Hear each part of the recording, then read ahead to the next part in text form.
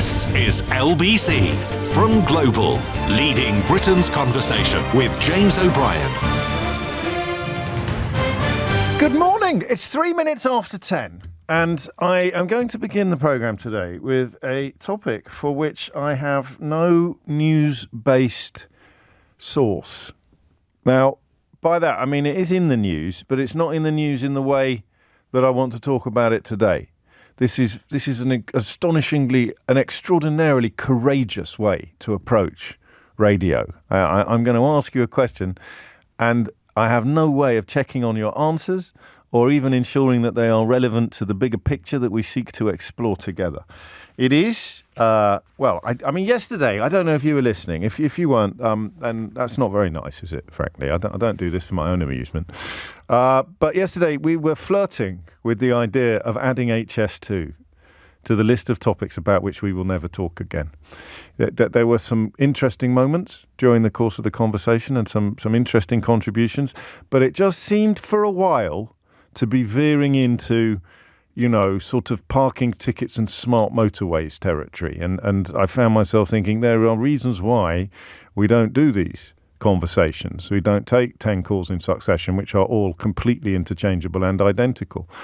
And then everything improved, thankfully. Partly for surreal reasons, with reference to the Romans. I don't know if you heard that. That was a marvellous contribution from Raymond in Uxbridge, suggesting that we should have built HS2 according to the Roman road method of traversing nations. And other contributors were similarly informed. So we're going to talk about it again today, but not in the way that you might expect. Because the more I've looked at this story, the more I have found myself marvelling at how much it is costing. And it is a sense of wonder leavened by familiarity. I don't really like narratives of us being really bad at stuff. The bad things about this country have been deliberately or accidentally inflicted upon us. There's nothing in our DNA or in our waters, literally, of course, these days, that is by necessity and by definition suboptimal or bad. Our waters are filthy because of people and individuals and institutions pumping shocking amounts of sewage into them. The ability to export, the difficulties of exporting to our nearest markets have been put in place by politicians who promise to remove red tape. There is nothing sort of fundamentally or inherently British about decline and damage, but there does seem to be about cost. Whenever a massive public project is announced in this country, it always seems to cost a hell of a lot more than they told us it would. And indeed, I think, and this is where I have done what we might laughably describe as some research, it always seems to cost a hell of a lot more than it would in other countries. Now, there are things relevant to HS2 that are specific to Britain. We're a particularly built up country. I mean, there's lots of areas of the country that aren't built up. I think there's more of the United Kingdom covered in golf course than there is in housing. But when you want to put a railway between towns and cities, then you're going to have to build in towns and cities. And that, of course, is incredibly costly. But I don't think any of these specifics explain why building infrastructure in the UK costs far more than in most other places, okay? So France opened a 188-mile stretch of its high-speed network in 2017. It cost, in today's money, it cost £46 million per mile, okay? £46 million per mile.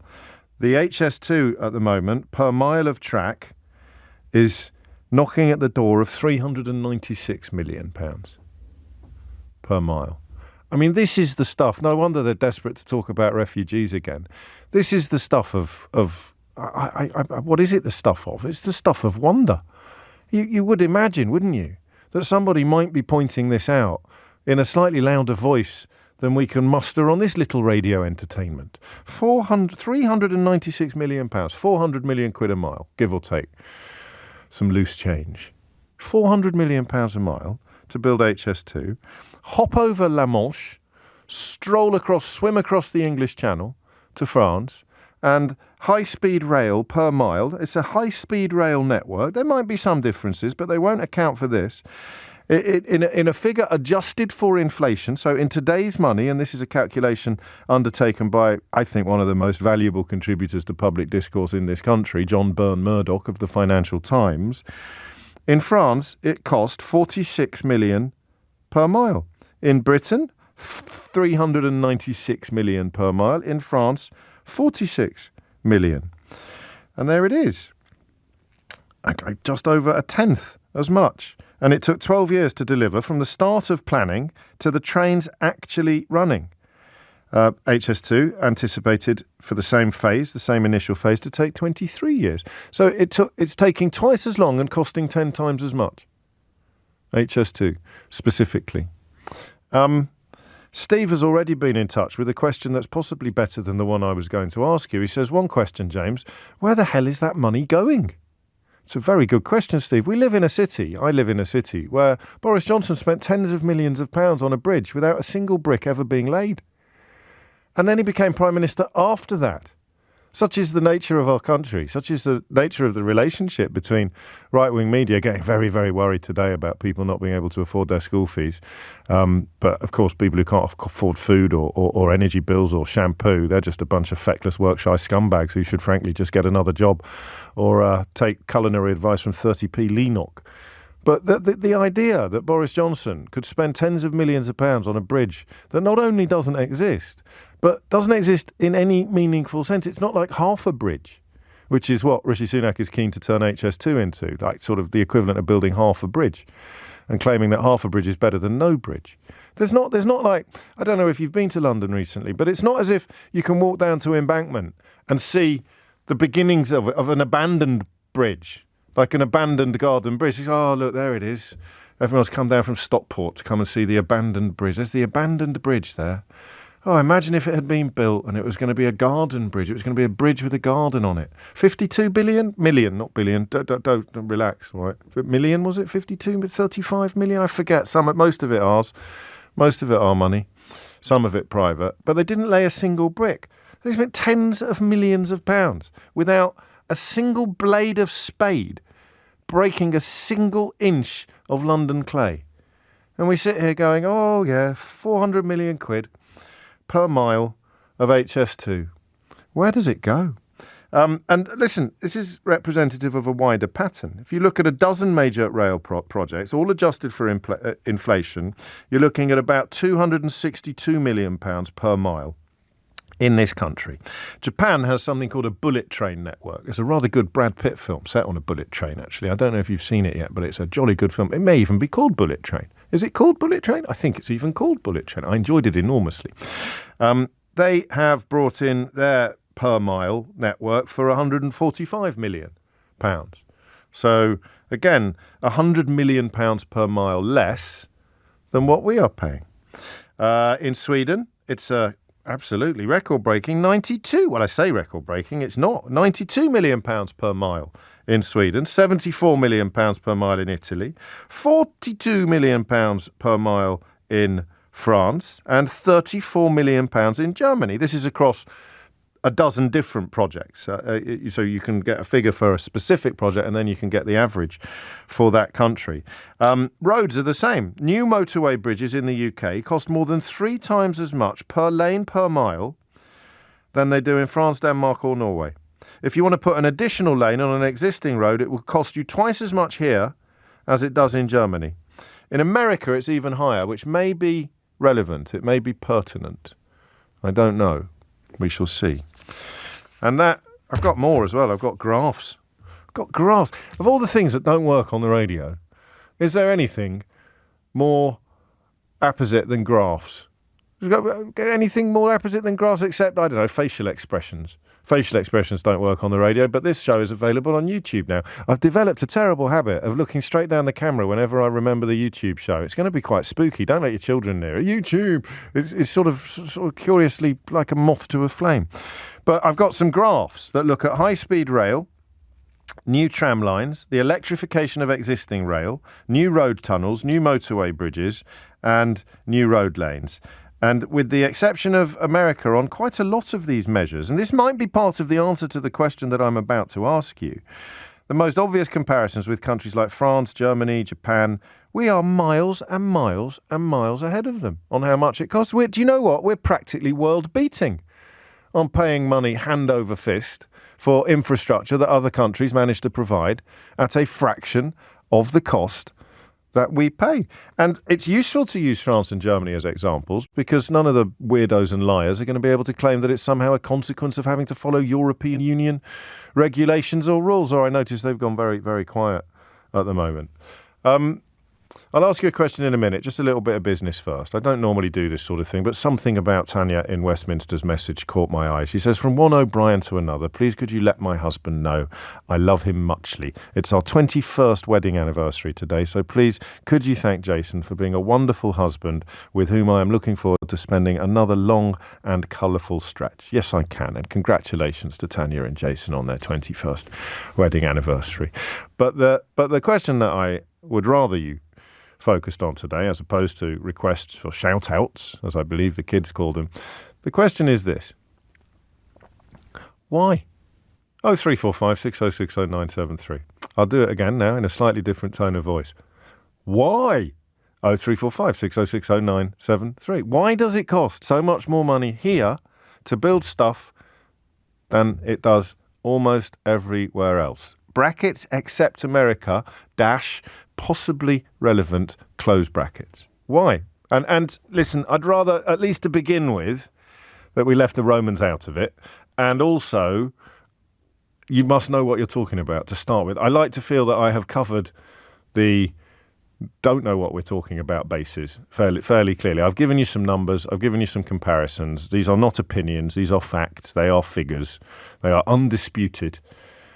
But they do not address the question of why. Why does building, we'll start with railways, but infrastructure in general, why does it cost so much more to do it in the United Kingdom than it does almost anywhere else?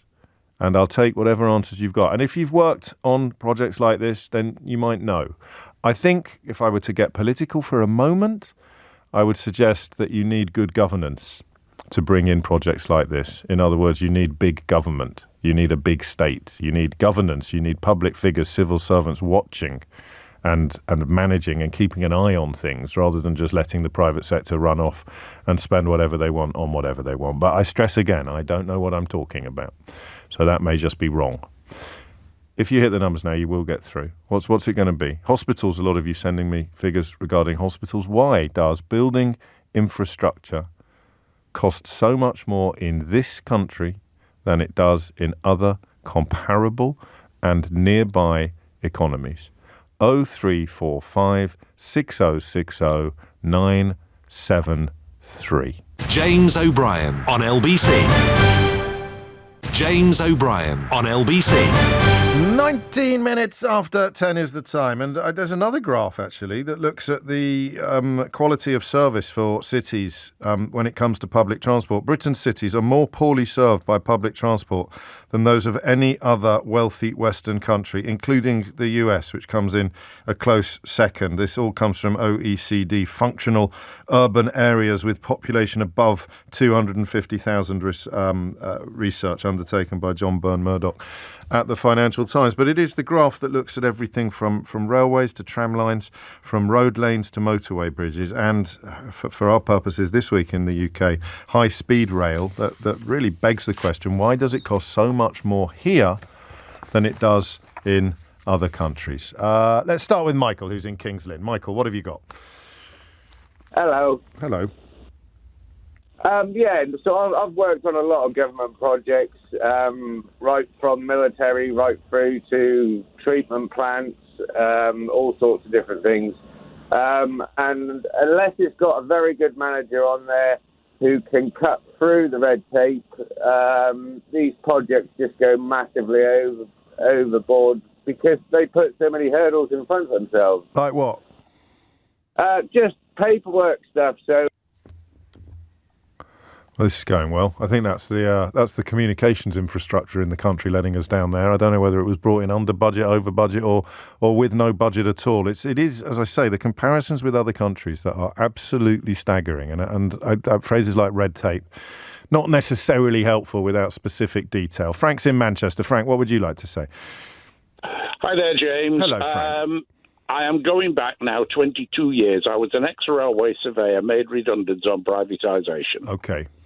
I popped up in the private consultancy world doing compulsory purchase because the particular company involved had taken on a section of the M60 where there were 32,000 Part 1 compensation cases. Right. Part 1 is where you own property close to a new piece of public infrastructure, but you don't have any property taken. You can put in a claim for compensation.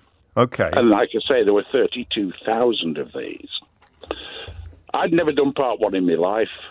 Can I help? So, of course, roll your sleeves up and you go. And I realised that it had the intellectual quotient of shelling peas. There was no skill to it at all. Right. After about a week, I asked my chief, is there a budget for this? Yeah. And he looked at me blank. And I said, look, I've stood on enough mats in front of enough secretaries of state to know that somebody somewhere has put a budget on this. What is it? Yeah. Oh, can you give us a budget? So you've got 36,000 people waiting for compensation, and nobody anywhere has put a number on what the total is likely to be.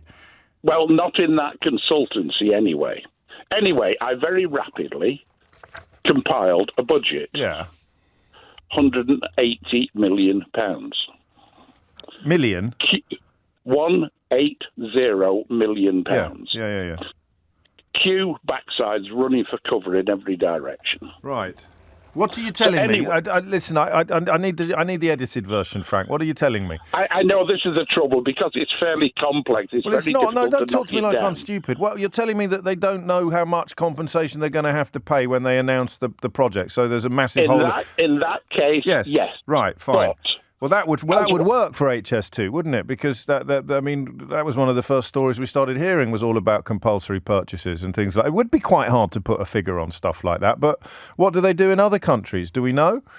I have no idea because I kept the argument within this country. But when we looked at it, I then realised that branches of the same consultancy were doing different things around the country. Yeah.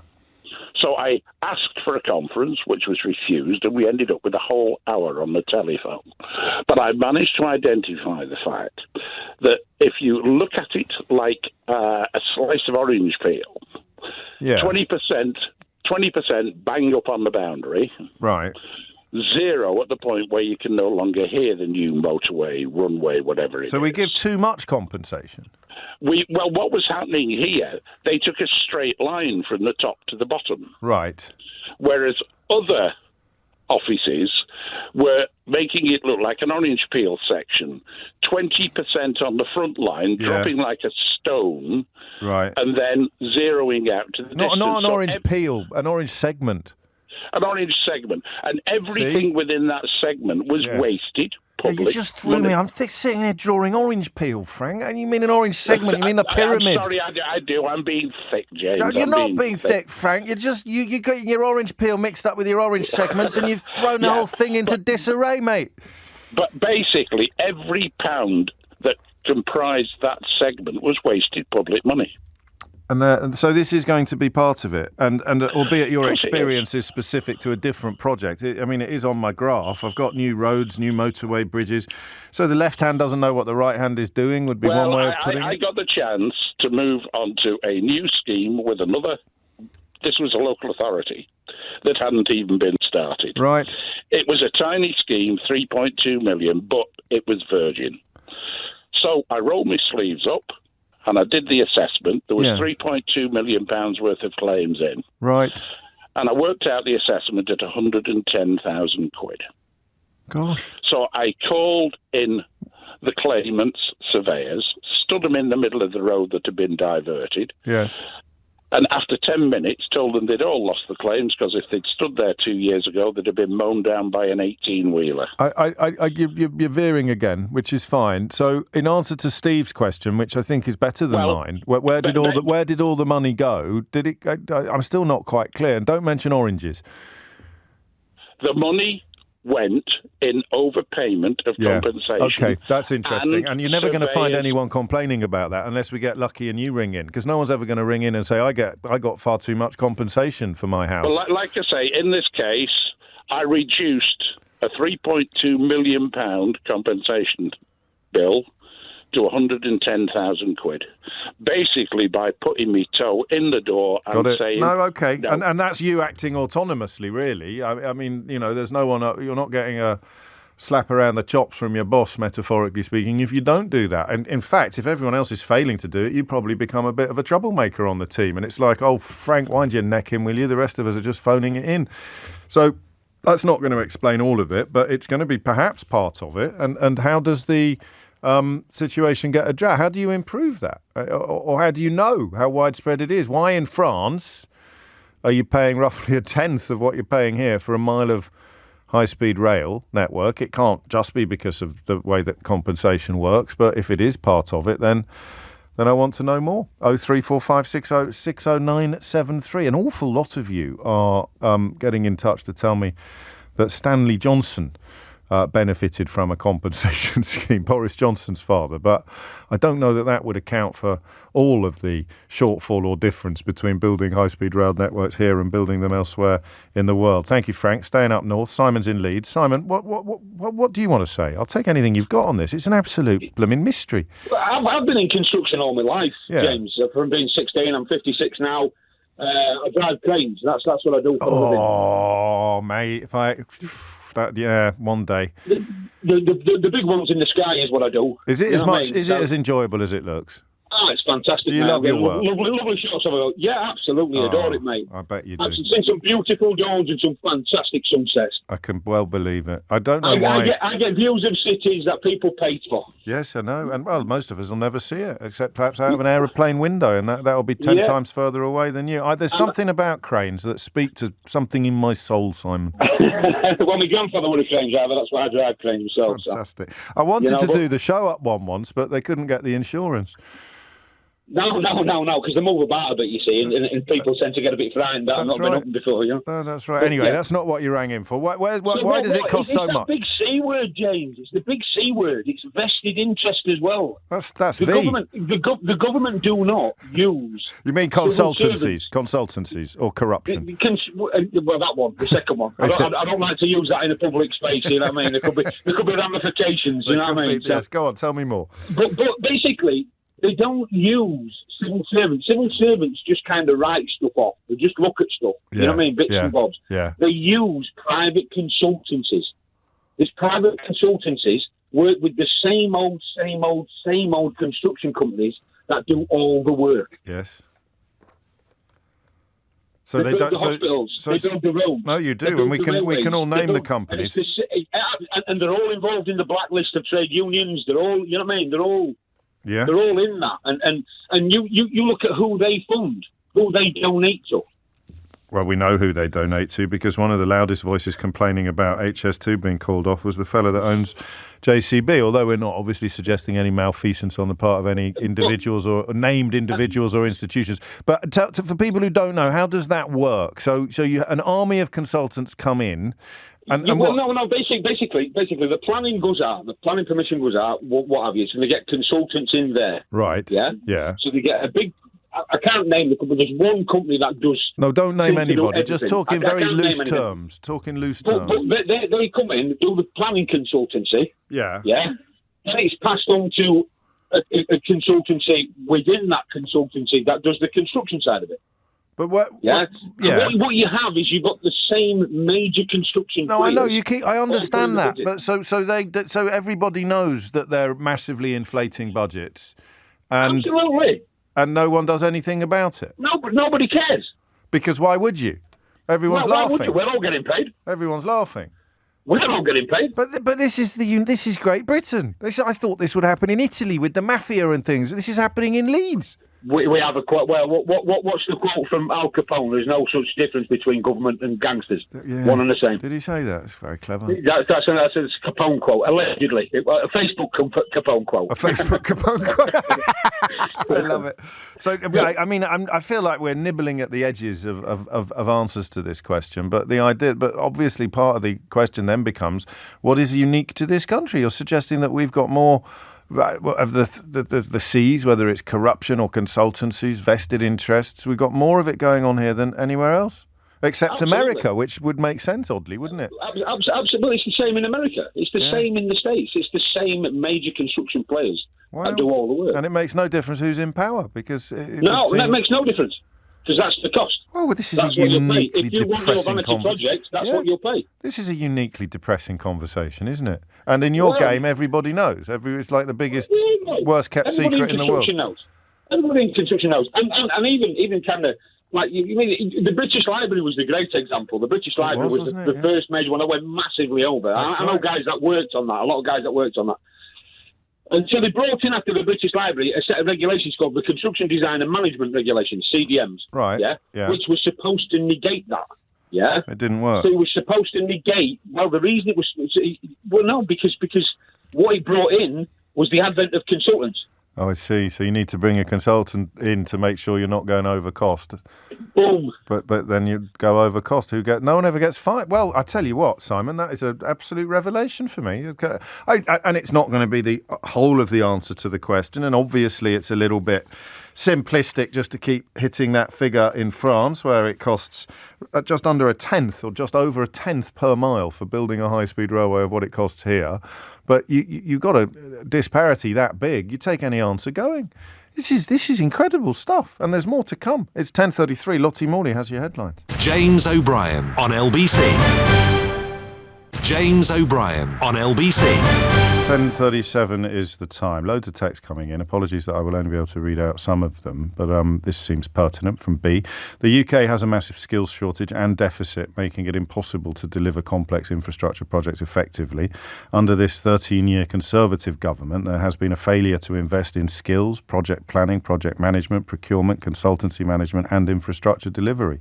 Private sector consultants run rings around government and extract public funds. This Tory government also seems happy to overpay their donor mates and waste public funds. It doesn't help with this Tory government slagging off civil servants and managers all the time rather than investing in skills improvement. I'll take that, B, but I would add that when Labour are in power, I don't think that these massive infrastructure projects come in any quicker or cheaper. I could be wrong, but I don't think I am. The Severn Bridge, Siva tells us, came in 1967. It was on time and on budget. About £8 million. So something has changed. Of course, we should always mention the rise of the secretly funded think tanks operating on behalf of big business, vested interests, quite possibly construction companies paying their wages. They won't tell us who does pay their wages, but they are, of course, responsible for the idea that we should have less state, less government and rely more on private sector. And arguably, this massive HS2 overspend is what happens when you put everything in the hands of the private sector. 10:38 is the time. Tony is in Abergavenny. Tony, what would you like to say? Oh, hello, James. Hello, Tony.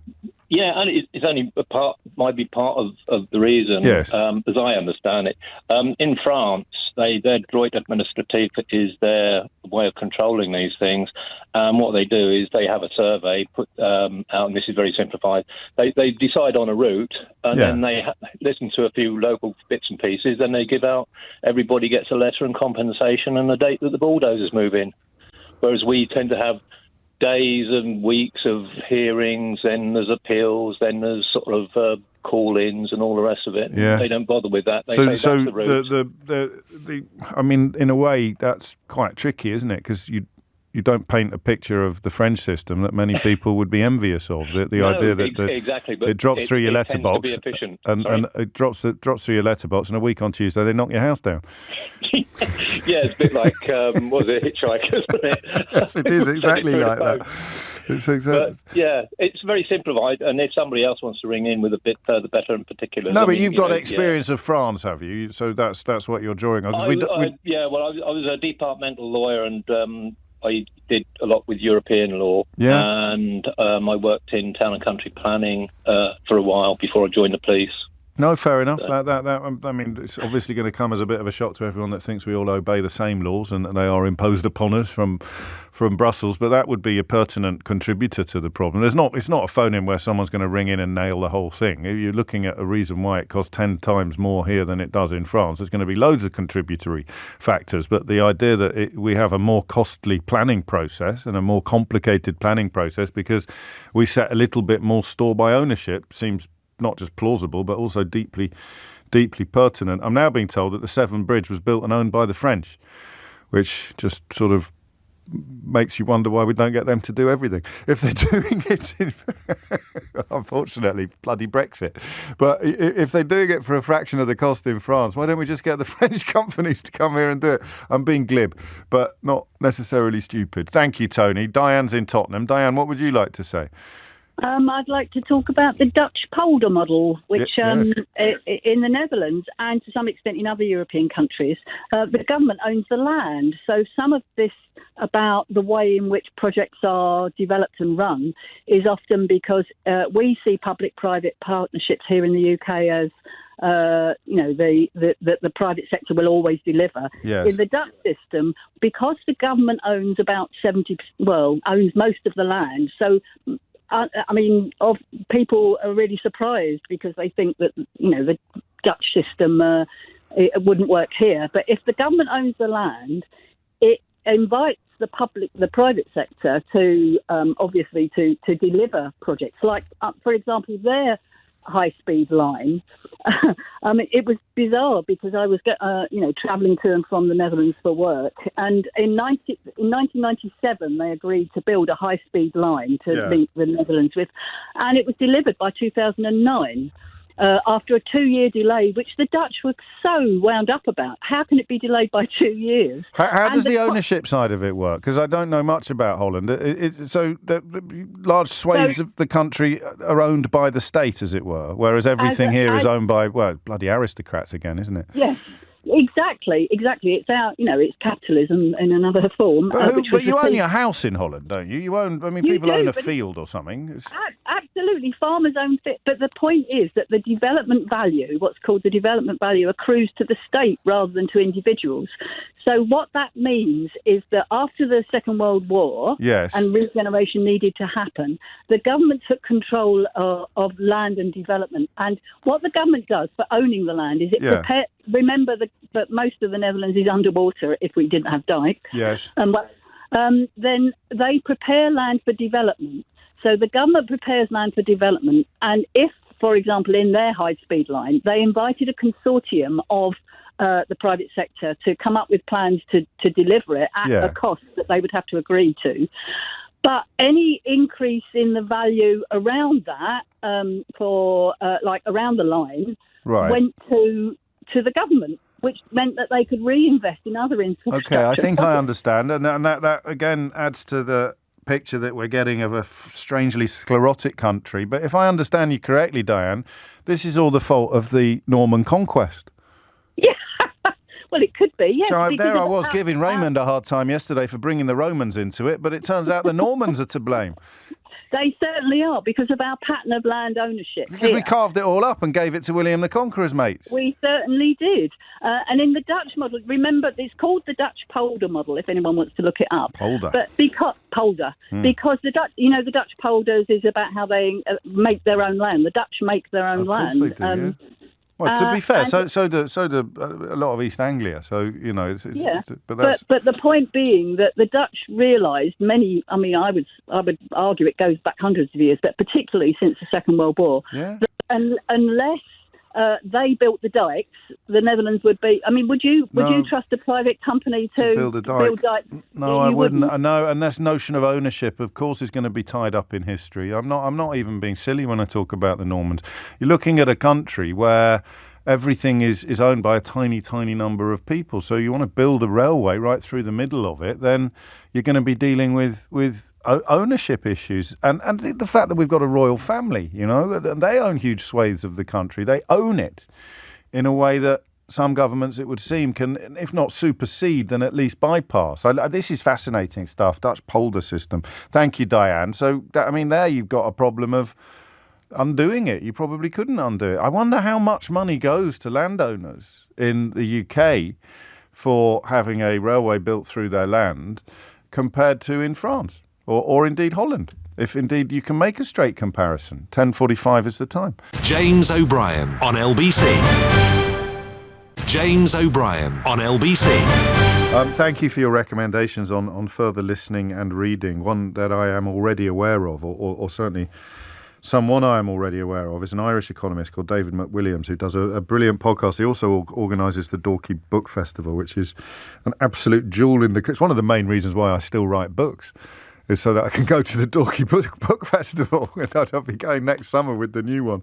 Just a tiny bit too late for this year's. But he's got a podcast, the David McWilliams podcast. As an economist, I think he was one of the first people, one of that tiny number of people who saw the 2008 financial crisis coming. But he talks about the necessity of taking back control of public infrastructure projects. They need to be under the remit of the state, because if they're not in the control of the government, then who is keeping an eye on things? I know it sounds odd, but the alternative is what we've got going on here. And the countries that are bringing in these projects at a fraction of the cost that we pay are countries where the state has a much tighter grip on proceedings than it does here. And if you think that sounds odd, then just wonder why it sounds odd in Britain, in a country where the Tory government and the rancid think tank ecosystem and the right-wing media is constantly telling us that the civil service is bad, that the blob is bad, that we should be trusting more in private sector, give it all to the business.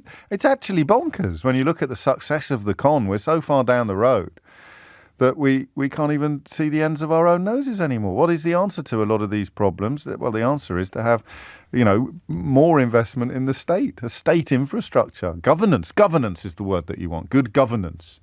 Keeping an eye on these projects rather than saying we shall outsource it. We shall outsource it to the private sector. So I'll retweet the link to that particular podcast. And I'd remind you that for all the talk of the Norman Conquest and the Dutch model, this doesn't just apply to building stuff. Indeed, as this text from Simon reminds us, pretty much every IT project instigated by the government goes over budget and over timetable, often spectacularly so. I think there was an NHS computer system, wasn't there? And he says, just look at the COVID test and trace, £37 billion for a barely functional system. So it's not going to be the nature of property ownership that explains the bulk of this. It's going to be the relationship between public and private sector, I think. Hayley is in East Grinstead. Hayley, what would you like to say? Firstly, honour to speak to you, James. I've been trying for such a long time. You're very kind, so you really are. But it's going to be a huge anticlimax for you. Let me apologise in advance. Well, I'll apologise in advance as well then. Thanks. Okay, yes. So I've spent years working in IT, and I just wanted to use that as an analogy. Yes. Construction and stuff. Want to buy a new warehouse system. Before now, we've just written it all ourselves, so it does exactly what we want it to do. Right. Okay, great.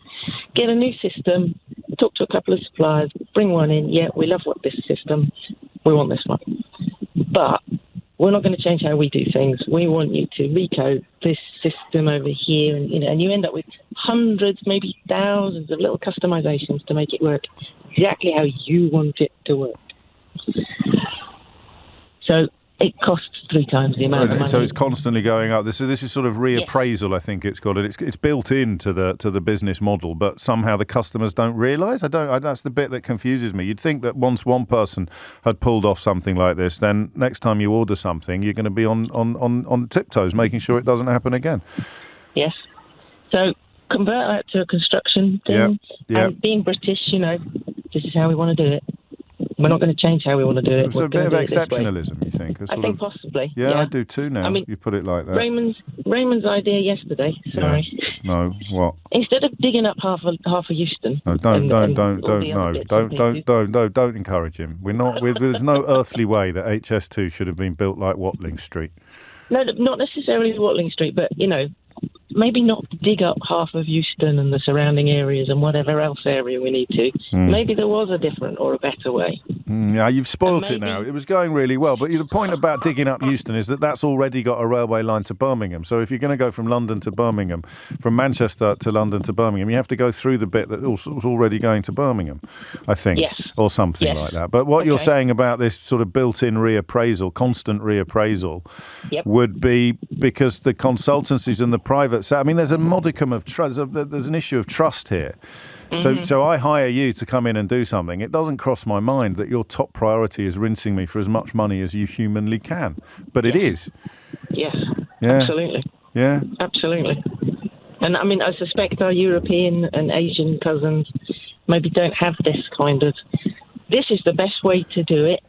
Let's do it this way. And next time we do another one. Yes, of course. We won't learn anything from the mistakes we made last time. And they haven't got, almost all of the media essentially shilling for big businesses. The main governing party for the last 13 years, literally in the pocket of the kind of donors who are profiting enormously from the kind of projects that you describe. The JCB bloke kicking off about the potential calling of time on HS2 suddenly appears rather different from how it did at first glance. Hayley, thank you. I hope that lived up to your lofty expectations. Thank you for your lovely words. 10:55 is the time. Pete's in Bristol. Pete, what have you got? Hi, James. How are you doing? Very well, Pete. Sorry to take you off loudspeaker. So my dad and my sister both work in infrastructure, like national infrastructure projects. So I'm not an expert on this. That's all right, no one is. And the ones that are won't tell us because they're the ones that are laughing all the way to the bank. Exactly. So one of them's in communications, the other one's a lawyer. Well, are you making a cake at the moment? Have you got a food mixer going on in the background? No, just a kettle. I thought I'd have more warning before I came on national radio. You put the kettle on. You got the kettle on while you're talking to me. I thought your producer might come back and say... That's absolutely ridiculous. Turn the kettle off this minute. It is off. There, now carry on. Nothing in the background. Thank you. Milk and 2 sugars, please. So communications and law, and they both work for private companies. I might just make a sandwich, actually. You just carry on talking. All right. So they work for private companies, and the main client is the Department of Transport. Yeah. And they both take home quite good salaries for what in other countries I think would just be civil servants doing those jobs on a kind of set salary. So it's outsourcing it, and presumably the bigger the project, the fewer companies there are that can be bidding for it anyway. That's the nub of it. Yeah. That's really where it is. There's very few companies that can actually compete for these projects because they're so large. So we call them in and tell them to write their own bill. And when people talk about red tape in other countries, I don't know if they've ever dealt with red tape in other countries, but I've lived for a bit in Germany, and the bureaucracy there is insane. It is very difficult to get stuff done. I find it worse there than here, on a different sort of level, but I don't think it's red tape. I think it's not to do with outsourcing. It's the follow the money, Pete. Follow the money, and then you'll probably find your answers. And that's why Steve's question at the outset was the killer question to us: where does all the money go? And the answer is to the companies that are doing the work. And are they going to complain about being over budget and over schedule? No, of course they're not. The longer over schedule it goes, the longer they get paid for, and the higher over budget it goes, the more money they get. I found this a really surreal experience. I can't believe we've never touched on it before. Thank you, Pete. Brian's in Milton Keynes. Brian, what would you like to say? Morning, James. Just along the lines of where does the money go? Yes. Very basically, in my view, there's two forms of contract. Construction contract.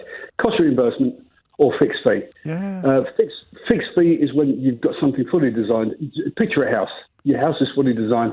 There you go. From that, you derive a bill of quantities, which tells you each item. Cost reimbursement is the opposite. You really haven't got a clue what you want, but you want something to go in and make a start, ASAP. And I think that's the key. It's more, to get a true comparison, you would need a reasonable amount of design done first, with some bills of quantity. So where did we overrun? Yes, there's a contingency in there and that's what I think we're missing. But where is the visibility? What was the initial design? What was it based on? And well, you're trusting the consultants on this. You do, because there's no one in the civil service that's got the expertise to do it anymore. Those days are gone, really. The I don't know whether it's austerity or ideology, but the idea that you'd have, local councillors and not councillors, but people working for councils, it's all being outsourced. All of it is outsourced to the private sector, so they're marking their own homework at every turn. It is, but if you had something a bit more regimented, James, yes, I agree with you. I agree. I think you're making perfect sense. I'd go further, Brian, and you tell me how plausible this is. But when we've got builders in, if they should suffer if things go wrong. They should make less money. Exactly. Sorry, James. It's about a portion of the risk. Yes, exactly. So that's the phrase I'm looking for. If it comes in here that and that should be in the contract. To a certain extent, because that's what the contracts are, the portion of risk. If it's lump sum, so they're going to get their backsides in gear, aren't they? If it looks like it's going to be running late, they're going to get their backsides in gear. Lose some of the profit by paying overtime, so everyone's working through the night under arc lights, but it's going to come in on budget, because if it doesn't, it's going to cost us a hell of a lot more than it's going to cost us to make sure that it does.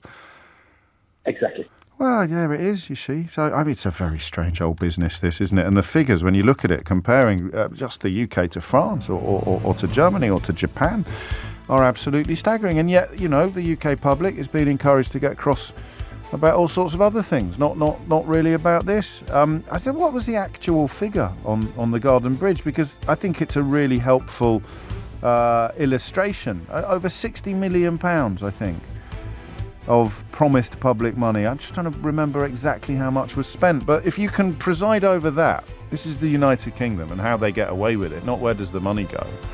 Boris Johnson can spend tens of billions of pounds on a vanity project that doesn't get built. And such is the nature of supine client journalism in this country that it's not even a bump in the road on his path to Prime Minister. James O'Brien on LBC. It's 4 minutes after 11 now. You're listening to James O'Brien on LBC. I should give you a quick heads up. We're going to have another one of our AI conversations at some point this week, possibly today, possibly not. I haven't decided yet. But do you remember when we sort of said it's going to kick off? It's going to be like that law about microprocessors. They will double in capacity and shrink in size exponentially. AI, even Rishi Sunak is warning about it. Two things drawing my attention to it. An incredible story involving Stephen Fry, which I saw earlier this week. I saw it last week. Because he recorded all of the Harry Potter books, his voice is there. And AI can therefore kind of make it sound as if he's voiced almost anything. I think he found a history documentary that was essentially being narrated in his voice that he had absolutely nothing to do with. And another example of it, I saw Satnam Sanghera, the journalist and rather brilliant author. I'm delighted to say he's hosting my event in Birmingham in November for the new book. But Satnam finding that AI is being trained using his books without his permission as a database where millions of hours of authors' work is being exploited by big tech with zero payment to the writers. So there's a lot going on. And we said we'd have fairly regular catch-ups. And I would abandon my traditional habit of almost celebrating my own ignorance. And I did it again yesterday, not on the show, thankfully, but off air. I said, what's that? What's the difference between Google Docs and Google Notes? And my colleague said, well, Google Notes is essentially a spreadsheet. I said, you've lost me. You've got to stop doing that, being almost like proud of how things you don't know about. It's a stupid condition. It starts with maths, doesn't it? It starts at school where you think it's not cool to be good at maths because you're all creative, man. It's absolutely nuts, that approach, and never too old to change. So that's on my list of things that I need to change. Now, I don't know if you're going to change my mind on the next subject. Let me get the rather obvious political points out of the way. There is something truly hideous, stroke hilarious. I don't know, is there a German word for something that's simultaneously hideous and hilarious? But you know the kind of 30p Lennox school of compassion, where if someone tells you they can't afford food, you attack them. Or if someone tells you they can't afford basic essentials, anyone who's ever been to a food bank will know that they value things that aren't food at least as highly as things that are, if not more so.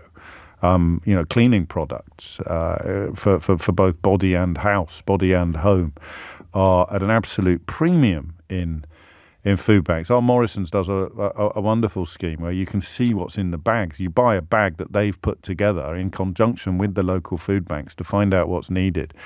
And very, very often, things like toothpaste and toothbrushes and things like that a family will be in desperate need of.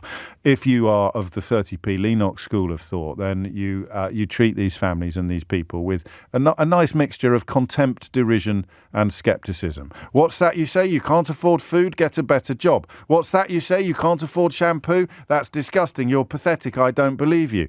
The combination of hideousness and hilarity is off the charts, because exactly the same people spit their dummies out when the Labour Party announces that it's going to put 20% VAT on school fees, working on the perfectly reasonable premise that private schools aren't charities and therefore should not have charitable exemption from VAT.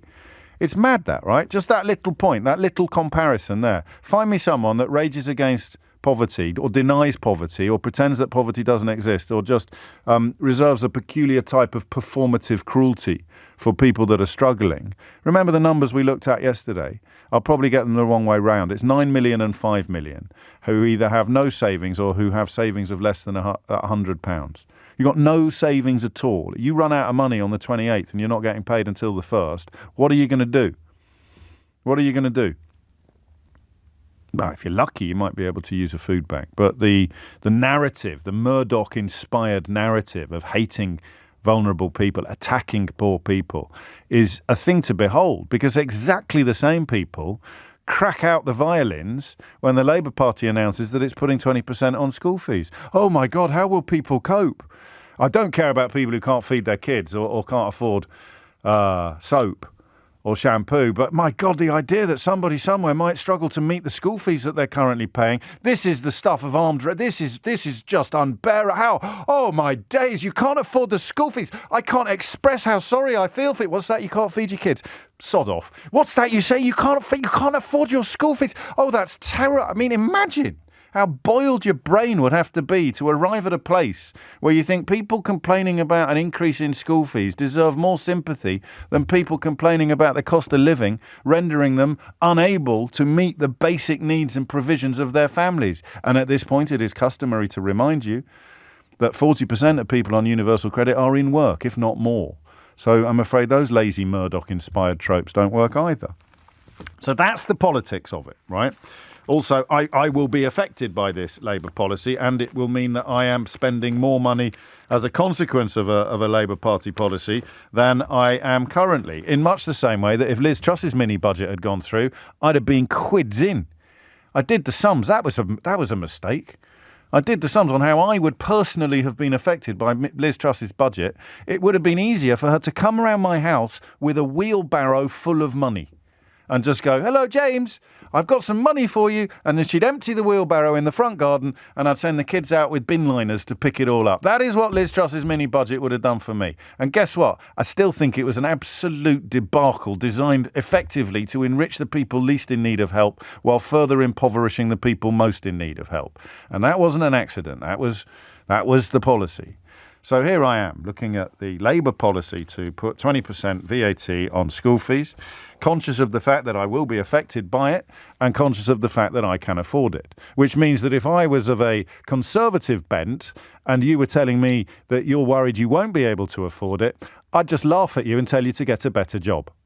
That's what I would do, right? If I was right-wing and I could afford something and you were right-wing, left-wing or no-wing and you couldn't afford something, I would tell you to get on your bike. Is that the right language? What's that you say? You can't afford your school fees? Get on your bike, I say. Or, well, if you can't afford to pay your children's school fees, you shouldn't have had children in the first place. Have I got this right? Is that how it works? Is that how it's very easy, isn't it? No wonder it's such a popular position for almost every newspaper columnist in the country. You can't afford school fees? Well, you shouldn't have had children in the first place, eh? Should you? What's that you say? You can't afford school fees? Well, you need to get a better job, don't you? You need to work harder. You need to work harder. I don't care. What's that you say? 23 hours a day? Well, I think you'll find there's 24 hours in the average day. You should be working all of them. You can't afford school fees. Get on your bike, get a better job, and don't have children in the first place. Is that how it works? Those are the three things you say, isn't it? I think I've heard this happen. If someone can't afford food, well, you need to get a better job. You need to get on your bike. Well, if you can't afford food, maybe you shouldn't have had children in the first place. But if you can't afford school fees, crikey, roll out the red carpet, crack open the violin, start the symphony of sympathy, because compassion starts here. That's absolutely insane. Think about it for a minute. Oh, I'm very worried about people who are going to have to pay higher school fees. Couldn't give a fig about people who can't afford their heating bills, who can't pay their food bills. Absolutely unbelievable. If you're just tuning into this programme, I am taking the mickey out of people who say things like, get on your bike, get a better job, and if you can't afford it, don't have children, all right? I don't know that phone-ins all used to sound like that. Thankfully, they generally don't anymore. But that's the story. Labour would introduce a 20% VAT charge on private school fees immediately if it wins the general election, which means even in the next academic year, the higher charges could kick in. And I've got the politics out of the way now, because you might not like what I say next. Private education is fundamentally unfair. That is why we pay. It is a choice that is taken by people lucky enough to be in a position to make that choice, that giving their children a head start in life, an unfair head start in life, it would be stupid not to do it. If the head start is available, you would be stupid not to take it. Some people manage to be bigger and even more moral than that. The ones I think of first are actually Alistair Campbell and his wife Fiona Miller, who could obviously afford to send their children to private school but elected not to, and I think in Fiona's case got heavily involved in the governance of the school with the hope of pulling everybody with them on the path to improvement. My dad would come back from the grave and haunt me if I could afford to send my children to private school and didn't. He was, a man who valued education, partly because he didn't have much, left school at 15, but crucially understood, having ended up on the Daily Telegraph, the secret codes of class in this country. And for good or for ill, he wanted me to have the golden ticket that he didn't have. And guess what? It worked. Right? Dad, infinitely better journalist than me. In terms of measurable career success, I've done better than him. And I shouldn't have done, because he's a much, much, much better journalist than I would ever be, but I speak the lingo, right? I've got the moves, what they call the public school swagger. I know the people. I'm the kind of person when I meet somebody new and they say, what school did you go to? You don't say, why are you asking me what school I went to? You never would have heard of it. You say, well, I went to blah, blah, blah. And they say, oh, you must know. Blah, blah, blah. And I say, oh, yes, of course I do. I have his brother. Still playing cricket, is he? Marvellous. And it comes very naturally to me. I'm not ashamed of it or embarrassed by it. I'm proud of the effort and the energy that my parents put into giving me this wonderful, wonderful gift. But it probably shouldn't exist. And then I give it to my children while acknowledging that it probably shouldn't exist. You're quite right, Dad. I missed a bit. If you can't afford your school fees, stop. So just cancel your Netflix subscription and stop eating so many avocados on toast. So there it is. It shouldn't exist, but as long as it does exist, I'm having it. I'm having it for me and I'm having it for my kids, right? But here's the thing. Here's the thing I genuinely don't understand.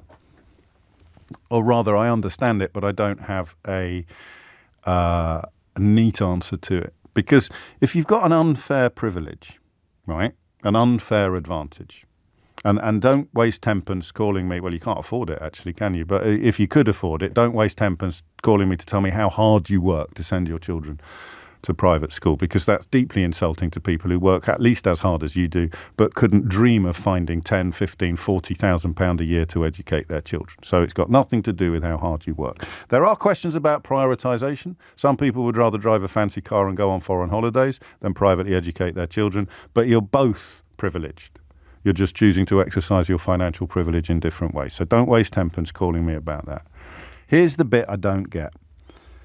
Here's the bit I really don't get, and it's philosophy, this.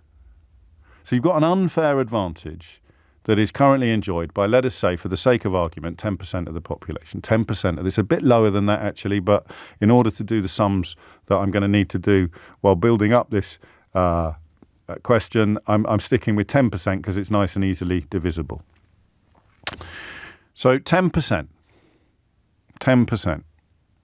of the population enjoys an unfair advantage. 10% of the nation's children enjoy an unfair advantage. What's better, leaving it as it is or reducing it to 8% or 5%? You are not removing it. So the unfair advantage is still in place. Now, my dad absolutely of the view that if he can get me over that line, if he can get one of those golden tickets for his boy, then he's going to move heaven and earth to get it. And he is going to. I realised after he died and I went through his effects that he couldn't really afford it. Okay, breaks my heart that I cannot now turn around and, look after him a bit. Breaks my heart. Absolutely breaks my heart. He couldn't really afford it, but he did it. And I become one of the 10%. And I accrue and enjoy all the advantages that come with that. Not just the educational attainments. I'm the kind of kid who could quite easily have got lost in a comprehensive school because I was, as you could probably imagine, I was a prat as a teenager. And I revelled in not doing stuff. And I was lucky at my school to encounter amazing teachers who looked after me and saw through my foolishness and steered me until I got expelled, which is another illustration of me being a prat, just in case you thought I was exaggerating. And it didn't stop me. Even getting expelled from school in my final year didn't stop me from going to a brilliant university and enjoying a career that I thank the Lord every day for. Okay? None of it would have happened without the school that I went to, without the education that I got. I like to think it might have done. That's just arrogance. It wouldn't have done. Right? So that 10% includes me, and I think it is a good thing that I'm in it. And it's not just people like, I don't know, Zach Goldsmith and Jacob Rees-Mogg. I think it's a good thing that I got that golden ticket. I think the country is better off because a few people like me got that golden ticket rather than them just being handed down hereditarily. I don't think that's a word. I should get a refund on that term's fees. Rather than the golden tickets being handed down through a hereditary system to the children of the people who had golden tickets. My dad didn't have a golden ticket. He got one for me. He bought one for me. So what's better? If you're not getting rid of the golden ticket, what's better? 10% of the population having it and it therefore being accessible to people like us? Or 5% having it and it being accessible to nobody who hasn't got, let's just say, for the sake of argument, for a boarding school place, 50 grand, after tax, clear, per child. I don't know the answer to that, and I'm being desperately, brutally honest with you, because as with an awful lot of people who have a personal relationship with this issue, I don't know how much of my opinions are based upon my experiences and how much of them I would hold if I'd had very different experiences. And you could tell, because my voice broke, that when I think about what my dad did, it makes me cry. It makes my heart swell. And you will never change that.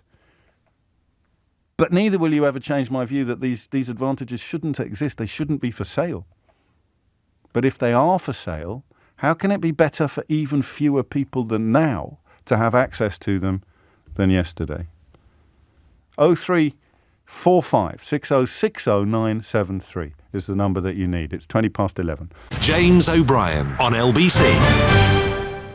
James O'Brien on LBC. 23 minutes after 11 is the time. I don't know what the politics of it will be. I don't imagine that parents will be facing a 20% increase in their school fees. I think the school will absorb some of it. Some private schools, of course, are owned by investment vehicles. There's one in my neck of the woods that's been closed down with less than a term's notice for parents, presumably because the hedge fund or whatever you call it that owns it has decided they can make more money by building flats on the site. So, the politics of it and all of the money that is raised by the increase on by charging VAT on school fees will go to the state education system. So it's win-win in one sense. But if an unfair advantage is available to 10% of the population, in the great scheme of things, is it better to leave it at 10 or to reduce it to, let's just say, 5 for the sake of argument? And I don't know the answer to that. Sarah is in High Wycombe. Sarah, what would you like to say? Good morning, James. Hello, so I'm a teacher. I'd like to tell you how it would work in our area if there was a 5% reduction in children able to attend private school. We've got a very big problem in Buckinghamshire with private schools poaching staff members from state schools at a time of a recruitment crisis. Right, yes. So we've recently had our caretaker poached by the local private school. Caretaker? My head teacher, our caretaker's been poached by the local, headhunted. Yes. Our head teacher is now cleaning the school because we can't recruit. My daughter's school the physics department, almost the whole physics department, secondary school, was poached by the local private school. So we've lost those teachers. We're a grammar school area. Yeah. And what happens with the children who don't get selected for the grammar school is that a large number of these energetic, well-meaning parents send their children off to the local private school. So the comprehensive / secondary modern is deprived of a lot of enthusiastic parents who really care about their children's education. So in my area, if there was a 5% reduction in the number of children in private schools, it would be good news all round. It would be good news for the recruitment crisis that is facing the school where I teach. It would be good news for the parent-teacher associations for the local secondary modern comprehensives, because they would get an influx of new parents. So all-round good thing here. So I am battling, this texter says, with the choice of personal benefits versus community benefits. You can't really argue with that, can you? And that's what you've just crystallised. It would be better for the community to have fewer people enjoying that unfair advantage. Yeah, absolutely. And what about the sense of hereditary privilege, though? What about the fact that the pyramid? It's almost like you'd be inserting a space where now the pyramid is solid. The chances of getting from the bottom 90% of it into the top, or the bottom 95% of it into the top 5%, is even smaller than it was before. I think I've got a unique perspective on this because Go on, then. my husband works for an international company, yes. and we're the sort of family that Liz Truss and now Kwarteng and now Rishi Sunak are trying to shower with money. Yes. So if they scrapped inheritance tax, we'd be cartwheeling all the way to the bank. Right. So I see that, but then I see what's happening in the school where I teach, where we have children who are sharing beds because they haven't got enough beds. Yeah. We've got families using food banks. We've got the system of special needs support collapsing. And I say, absolutely bring it on with the tax on private school fees, because the needs of the community are much more important than the needs of these already wealthy families. Okay, that's beautifully put, Sarah, and I thank you. I said that people would be unable to change my feelings on this issue, but I don't think I can necessarily say the same about my thoughts. 27 minutes after 11 is the time. Geordie's in Brussels. Geordie, what would you like to say? Hello, gents. Very nice talking to you. Thank you. I think that the first element to introduce in this conversation, I think that is also applicable to many other conversations, is one of conservative circles. If you think about yourself or your family, obviously the rational decision is to take to a private school. That is obvious. But then if you think in national terms, that changes, because what you're seeing is the effect in the rest of the country and in society as a whole. Same thing can apply if we talk about energy or the environment. Now, moving on to the education system, I think that there is one example, if I'm not mistaken, where they took this to the extreme, and that is Finland. And what they did was to simply abolish private education. So they said everyone's going to be through public education. This means that the policies of the government are geared towards benefiting all families and not just a few. Because the problem that we have in systems like in the UK, be it the 10% or the 5%, is that these 5 or 10% have an oversized influence in the policies of the country. So you can imagine that Eton is not going to have a problem with leaky rooftops like some of the schools now going on. So by diminishing from 10% to 5% or even more, you would create an incentive for public officials to make policies that benefit the whole of the country. Yeah, that's a really good point as well. I think I'm on a hiding to nothing with this one. So it is as that texter said, it's the difference between the personal and the public. What's best for you as an individual, having access to private education will be an advantage that I can enjoy. That is correct. What's best for society? Reduce it as much as you can. So even having it at 5% is better than having it at 10%. That is correct. And this is why these discussions are so insidious, because both sides are correct. Yes. But it depends from which conceptual circle you are judging the situation. Beautifully put. the more you take, or the wider view you take, the more you have to look after the country instead of after a particular set of individuals. Yeah, it's very nicely put, and as ever with international comparisons, you do realise that we're a funny little place. Finland outperforms us on every educational metric with a well-funded state education system and very, very, very few private schools. I think there's only one in Sweden. I could be wrong about that, but I think it's mostly for the children of diplomats, and the idea of having private schools is a little bit ridiculous. I don't agree with your premise, just for balance. If you simply say private school is an unfair advantage, it's a slippery slope. Next, you'll be saying that anyone who earns more than average has an unfair advantage, and we tax everyone to equity. Fact is, the state system won't cope with the influx of new students, and all pupils will be worse off with bigger class sizes, etc. All the money raised from the VAT will go into the state system. And I'll tell you now that when you get some sharp-elbowed middle-class parents who've just been squeezed out of being able to afford private school, turning up in their local state schools, everything will improve. I mean, it just will. You'll have more fundraising. You'll have better PTAs. You'll have...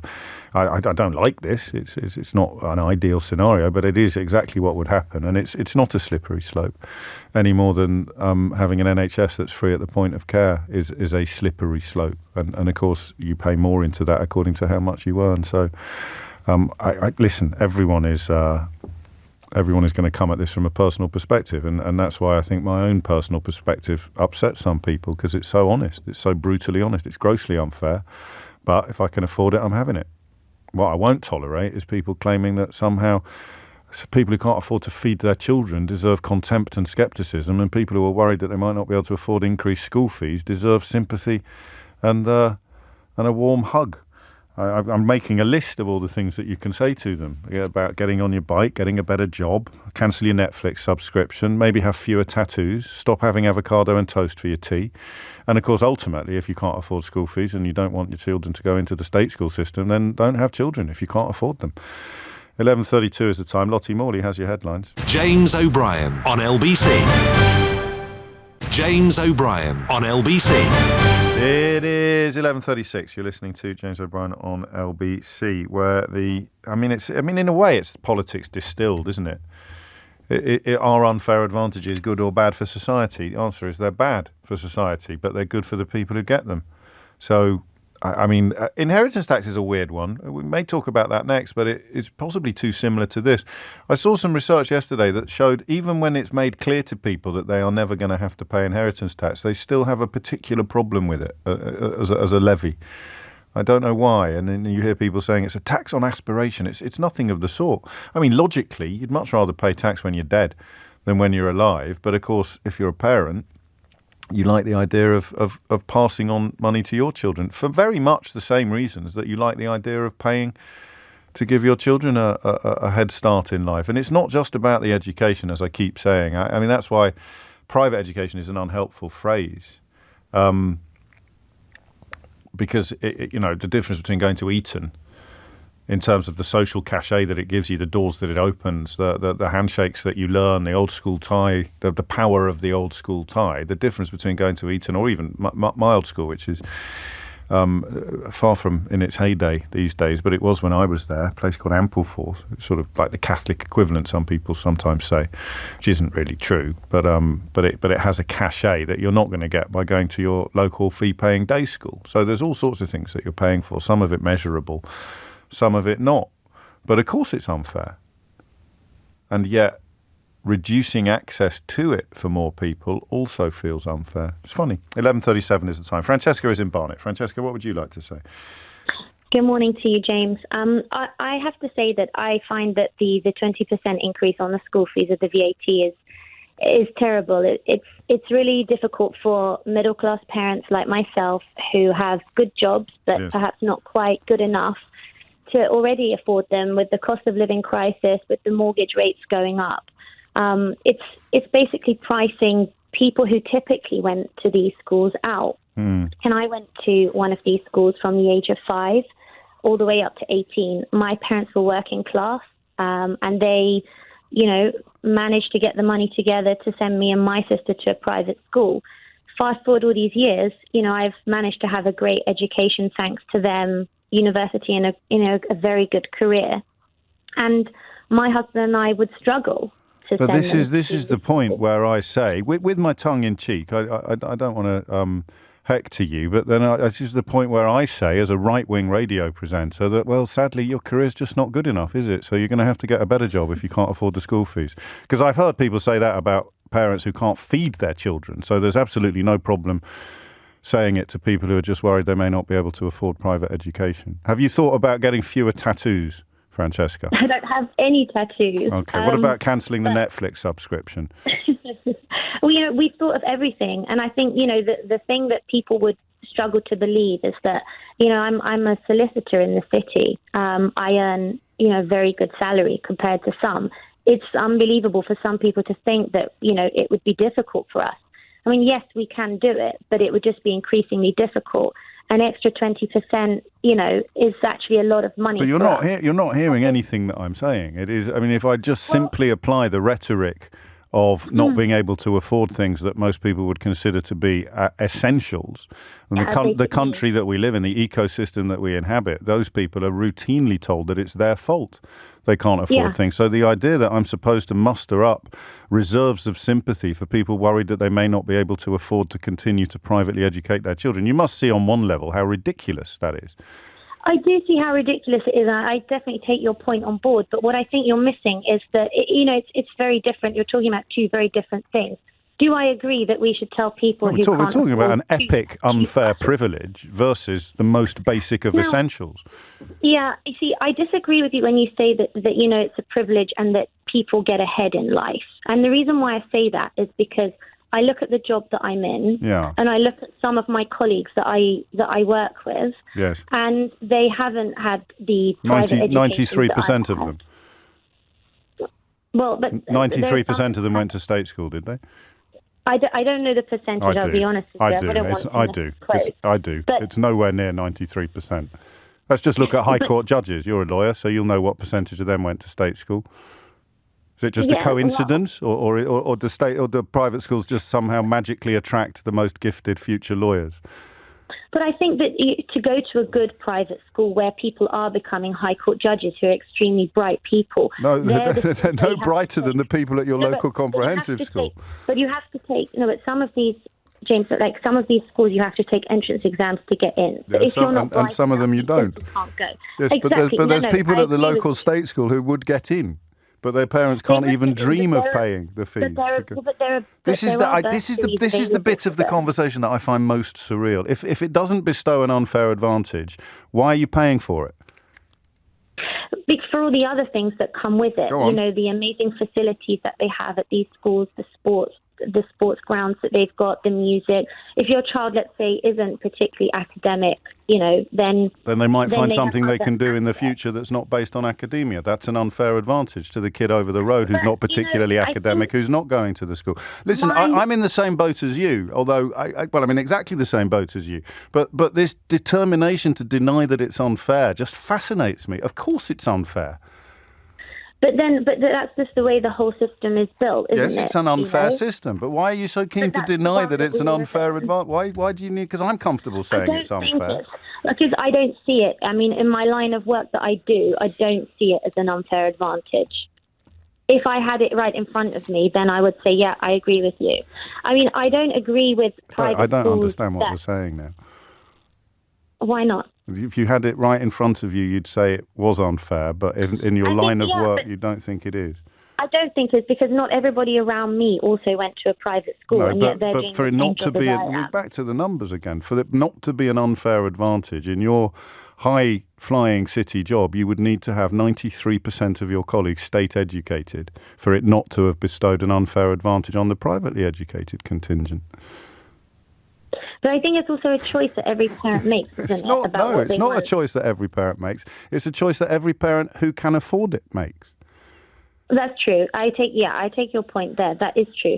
But why do you have to penalise us even more if we want to make that choice for our children? Because it entrenches an unfairness at the heart of our society. And it's not. Why is it penalising you? It's a great privilege. If you have to pay more, it becomes an even more rarefied constituency that you're a member of. I think it's important for a lot of people that to correct the assumption that a lot of children that go to these schools have, millionaire parents. No one said that on this show. No one has even suggested that on this show. In fact, I spoke about my own father who couldn't afford it, really, but somehow managed to cobble the cash together. So I'm afraid that cliche doesn't wash here either, Francesca. They did this morning on Nick Ferrari's show. I'm not responsible for what happens on Nick Ferrari's show. But I'm just saying that I'm just making the point that not everybody, if some people think that an extra 20% isn't actually going to have a big effect. Of course it is. Of course it is going to have a big effect. Otherwise we wouldn't be talking about it. But it is. We're coming round in circles, and the biggest circle of all is your reluctant stroke refusal to admit that it's an unfair advantage, even as you pay significant sums of money to secure it for your children.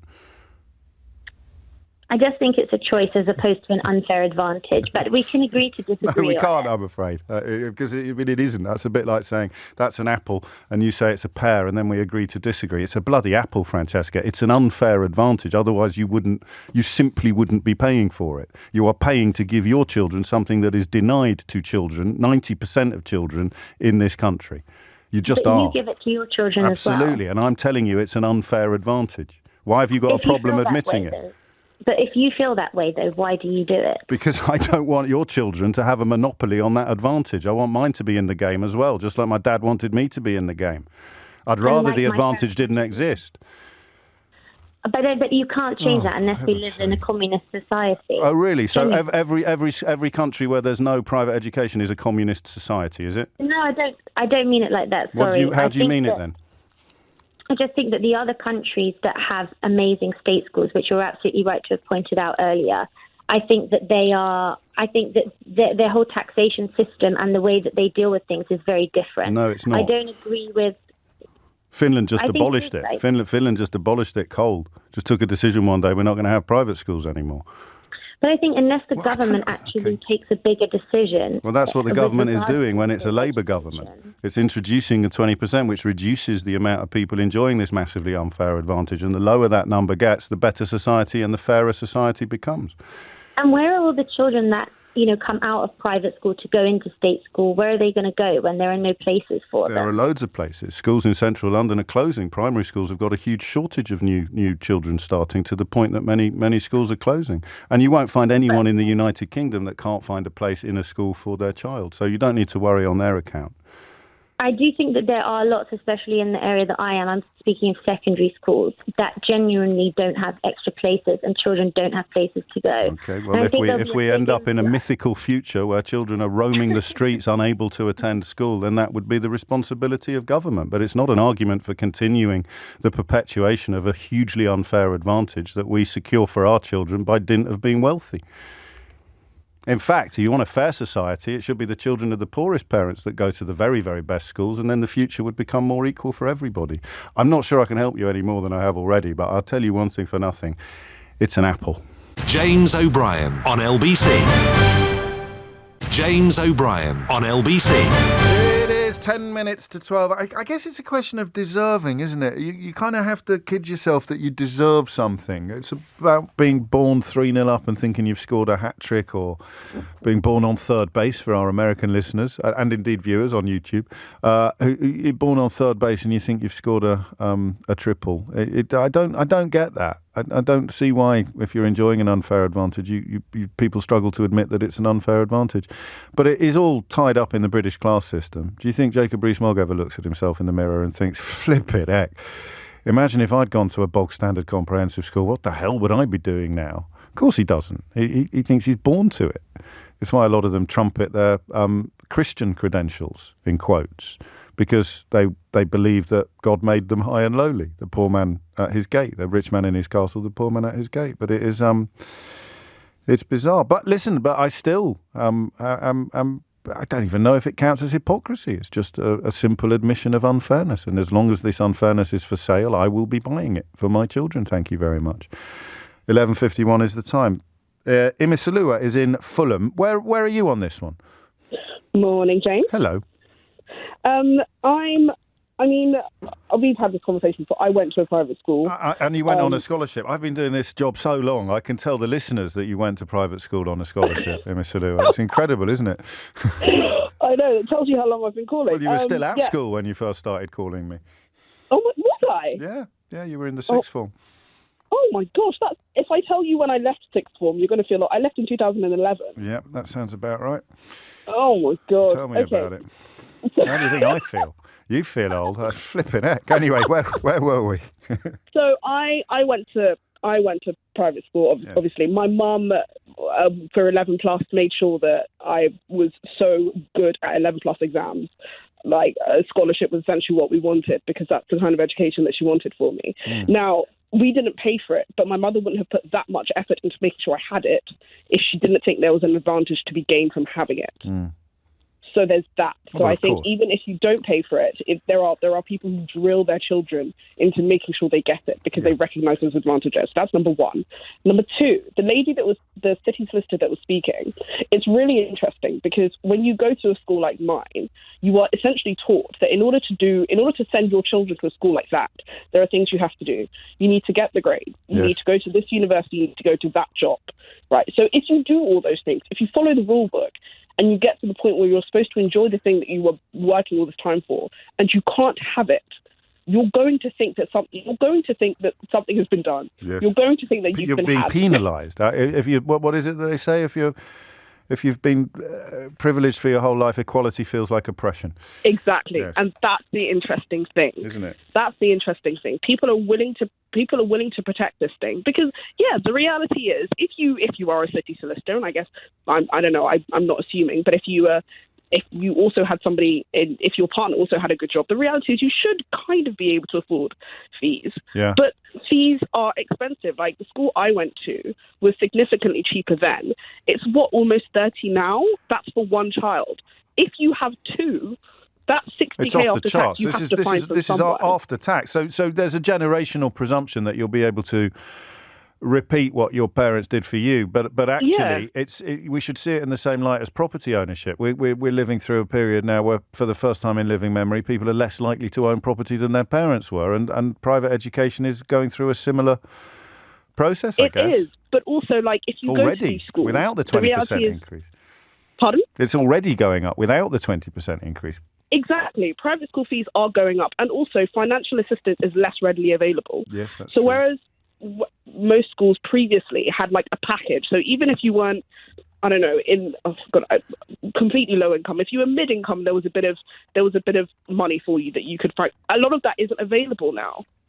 You're gonna find that it's unfair. Also, the reality is, if you go to these schools, a lot of your friends go to these schools. A lot of your peers go to these schools. If you work where a lot of people go, everybody you know has gone to these schools. But we divide the population into two types of people: people who ask new acquaintances where they went to school, and people who think that's an absolutely ridiculous question.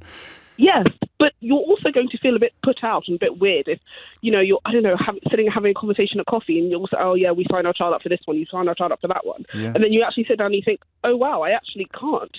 Yet I'm sitting here with all these people and I've been told that if I do all these things, I can go to this place and I can send my children, and then you can't do it. No, you're right. And that's why there's a sense of a rug being tugged from beneath the feet. I'm not sure anybody is on what the numbers will actually be, the number of people for whom this becomes an insurmountable obstacle. I mean, we know people who found during lockdown that they could no longer afford school fees, and so the line is thin for some people. But can I make a speculation? Would you mind? Can I say that, like me, if you are in a position to buy this unfair advantage for your children when you have them, if you have them, then you will buy it? Oh, I'm buying it. Yeah, that was never a question. I'm buying it. Why? Just tell us why, if you don't mind. Because I've benefited from it in insane ways. The education was one thing, but it was what I learnt outside of the education. Yeah. That was another. As a I'm a black woman, I was never necessarily uncomfortable in white spaces because I'd been in them since I was 11. Yeah.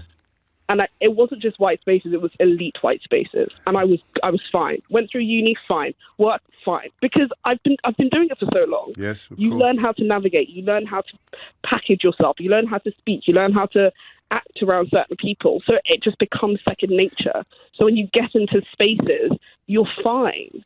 So, and why would you not want that for your children? You'd be absolutely mad not to want it for your children, even as you acknowledge, both implicitly and explicitly, just as I do, that it is an advantage that should not exist. Imisalua, thank you. Making me feel ancient now. I shouldn't have gone down that little route of when she first started ringing into the programme. 11:57 is the time. Janice is in Cottingham. Janice, what would you like to say? Hi there. Hello. My personal view is that we should abolish private education altogether. Mm-hmm. And if we did that, the very privileged who run the country, who suddenly their children don't have this edge over everybody else, can you imagine the change and the investment that would go into education in general? No, it's a brilliant point. And there would still be, people would still be able to hire private tutors, and you'd still have social cachet, but it would just break down these rigid divisions in our society. The less rigid they are, the better for everybody, except the people on the top of it, except the people benefiting from it.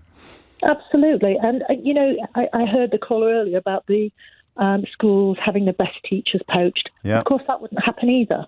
Obviously schools are going to compete, but if the investment in schools were per capita equal. I mean, they're not even where I live. Some areas get more investment per capita, child capita, than others. Yes. But if it was all equal and there was a standard for every school to meet, and I'm just saying, can you imagine the investment that there would be in our education system, in our school buildings, if those very few people at the top with very, very deep pockets... Everybody went to the same school. I mean, it's John Rawls's veil of ignorance, isn't it? What would the education system look like if you had no idea where your children were going to go to school? So if you took the entire Tory front bench, blindfolded them, and said to them, right, can you just now tell us what you want the education system to look like? And they'd say, well, how rich am I? And you say, sorry, we're not telling you that. You have to create a system on the presumption that you could be one of the poorest members of society or one of the richest members of society. What would you like that education system to look like? It wouldn't look much like the one we've got. No, and wow, what a great point. Maybe we should put that to Parliament. John Rawls got a lot of answers to a lot of questions, actually, and probably certainly my favourite modern philosopher. Thank you, Janice. And a lot, it's a fascinating conversation. I'm glad that you found it as fascinating as I do, because obviously it's part of my identity. It's tied up in my love for my parents and my sense of my own role in society, success, if you'd allow me that word, and yet I don't really struggle at all to see it as an unfair advantage, possibly because it was drilled into me how lucky I was to be going there, how different. And, growing up in Kidderminster, it was abnormal among certainly the people we lived alongside to go to a school like that. So I got no problem seeing it as unfair, but I tried to be nice to people still struggling with that concept. James O'Brien on LBC. 3 minutes after 12 is the time. So I didn't imagine it. I thought I might have done. Stephen Fry says his agents went ballistic after discovering that an AI-generated version of his voice was being used to narrate a history documentary. Partly, I think, because the audiobooks, the Harry Potter audiobooks that he recorded would have created a database from which almost anything would be derived. He said, I said not one word of that. This is at a conference, an AI conference a couple of weeks ago. I said not one word of that. It was a machine. Yes, it shocked me. They used my reading of the 7 volumes of the Harry Potter books, and from that data set, an AI of my voice was created, and it made that new narration. It could have read me anything from a call. It could have me read anything from a call to storm Parliament to hard porn, all without my knowledge and without my permission. And this, what you just heard, was done without my knowledge. So that is part of the story. We're doing one of our regular AI conversations in which people who know a lot more than average about this issue share with those of us who don't know more than average what the state of play currently is. Can I share that thing you just told me, or is that it's not classified? So I'm going to be available on AI speaking foreign languages soon. So you'll be able to watch the show and my mouth will move, and the words that come out of my mouth in my own voice will be Spanish or Turkish, or just think of a language, and I'll be speaking it soon. And that means that you could stumble across that online and think, crikey, he speaks my native language brilliantly. I thought he just had sort of schoolboy French and a little bit of holiday Greek. And you'd be right. So that's just a small personal discovery that I made in the last 3 minutes. And then I turned to the Daily Telegraph today, where the technology editor has a story about Rishi Sunak believing there is a small window to address safety concerns before the powerful next generation of AI technology is released. Whitehall sources have briefed the Telegraph on his fear that there may only be a year to prevent it running out of control, and he is worried about it being exploited by bioterrorists. I'm going to ask you shortly what we should and should not be frightened of. The Department for Science, Innovation and Technology gave a statement to the Telegraph saying, "We're at a crossroads in human history, and to turn the other way would be a monumental missed opportunity for mankind." And this summit that's being called is going to look at the AI capabilities in biological or cyber attacks, loss of control risks that could emerge from advanced systems. I want to know more about this, and I've told you already, I'm giving up on being the bloke who who professes pride in his own ignorance. I'll still do that on some subjects, like TikTok. No, I can't do that. I'm quite big on TikTok now. I profess pride in being ignorant about some things, but it's not very helpful to profess pride in being ignorant about this. Like the person in the office who has to get someone else to show him how to use the printer. I don't want to be that person. I don't want to sort of embrace old age in that sort of slippers and pipe fashion. I want to understand AI better. And thanks to you, I always end these conversations doing so. So another element of this story involves Satnam Sanghera, the author and Times journalist. His book Empireland is one of the finest things I've read in the last 10 or 20 years. And it turns out that there is an AI angle to this conversation as well, because lots and lots of writers are seeing their books being, I don't even know what the correct word would be. It's like absorbed by the database. And therefore you could, write something in the style of a famous writer. And it's stolen that writer's work in order to create the database from which an entirely new piece of work will spring, but it's work built with bricks that already existed, i.e. the writer's oeuvre, the writer's canon, the writer's previous work. Corpsey's already had a look at it and found one of my books on there as well, which means that I'm kind of having my efforts robbed a bit as a consequence of the rise of AI.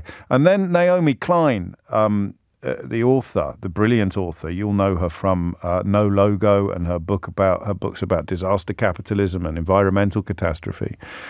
Her new book, Doppelganger, is an absolutely incredible piece of work. I was with her yesterday. She's this week's guest on Full Disclosure. But, the story's mad. So I don't know if you're familiar with Naomi Wolf, who wrote a book called The Beauty Myth and was very progressive and liberal and then went absolutely crackers. Shortly before COVID, she published a book that contained an epic error that was pointed out to her live on the radio. It's one of the most extraordinary moments of live radio you will ever hear. I've got a book coming out. I think I may have mentioned it. So the culmination of my book is the mini budget. It's Liz Truss's mini budget, Kwasi Kwarteng's mini budget, and what it did to the financial markets, what it did to the economy. It would be, imagine if I were on a live radio show and the presenter said to me something like, no, it didn't cost the economy £35 billion. It made the economy, it was a £35 billion profit that happened immediately after Liz Truss's mini budget. And I've just written 100,000 words building up to the moment that this bomb went off, and I discover live on the radio that it was never a bomb at all. So she wrote a book about people being executed for homosexuality, which is kind of pertinent to what Suella Braverman's talking about in America later today. But she'd misunderstood the phrase death recorded. So she thought that all of this 19th century documentation she found that contained the phrase death recorded meant that man had been executed, whereas in fact it meant the opposite. It meant he hadn't been executed. And a journalist and an old friend of mine, I've known him since I was 16, would you believe, called Matthew Sweet, told her this live on the radio. And it all began to unravel, and she's ended up as a full-on anti-vaxxer, and she often pops up on GBBs and sundry other weird outlets. And people get her mixed up with Naomi Klein, who wrote No Logo, and the beauty myth and No Logo they spoke to similar spaces back in the day, going back 30 years, give or take a little. And so she found herself, Naomi Klein, online, being mistaken for a conspiracy theorist. And she's written the most extraordinary book, a large part of which looks at conspiracy theories and looks at how the space created by lies about COVID isn't going away. New things are moving into it. The crossover with the wellness, the so-called wellness industry, with the anti-vax movement. The fundamental hypocrisy of people simultaneously contending that, for example, COVID was conjured up in a laboratory with the explicit intention of infecting a population with eavesdropping technology contained within vaccines or whatever else, but at the same time also claiming that it's all a big hoax and it's no big deal really and no one needs to worry about it, so you shouldn't wear a mask. So that the absolute madness in that space. And she said to me yesterday that the world of conspiracy theories are already out of control, but with AI, with developments in artificial intelligence, God knows what could happen. And I wasn't quite sure what she meant, so I was thinking about it on the bus home, and I realised what she meant. And it's linked to the fact that you'll soon be able to see me broadcasting in Iranian. It's what you could create. So you could actually create Bill Gates looking down the barrel of a camera, telling you that the vaccines contain tiny microphones designed to track all your conversations and all your movements. And it would actually be, Bill, to all intents and purposes, it would be George Soros looking down the barrel of a camera, not a microphone, looking down the barrel of a camera, telling you that he is, well, whatever anti-Semitic conspiracy theory you want to subscribe to, you can get George Soros to confirm that he's the head of it on camera. And the skills that you're going to need to know the difference, and the skills that broadcasters are going to need to tell the difference are astonishing. So there's 3 or 4 little examples there. You've got Stephen Fry narrating a documentary that he has absolutely nothing to do with, but if you happen to stumble across it on television, you would not have the first notion that it wasn't him doing it. You've got me presenting this program in a multiplicity of foreign languages, coming soon to a screen near you.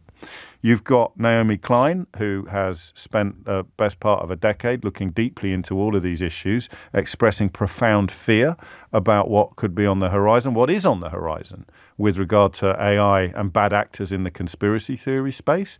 And there are a lot of bad actors in the conspiracy theory space, not just the lad from Lewis who wasn't Lewis. But you've also now got Rishi Sunak warning about it in the context of terrorism and biological or cyber attacks. And I don't know how scared I should be. And I don't apologise for asking you that question. It's actually a really important question. And we've already discovered people listening to this programme who were very early adopters of AI, people who got into it very early on.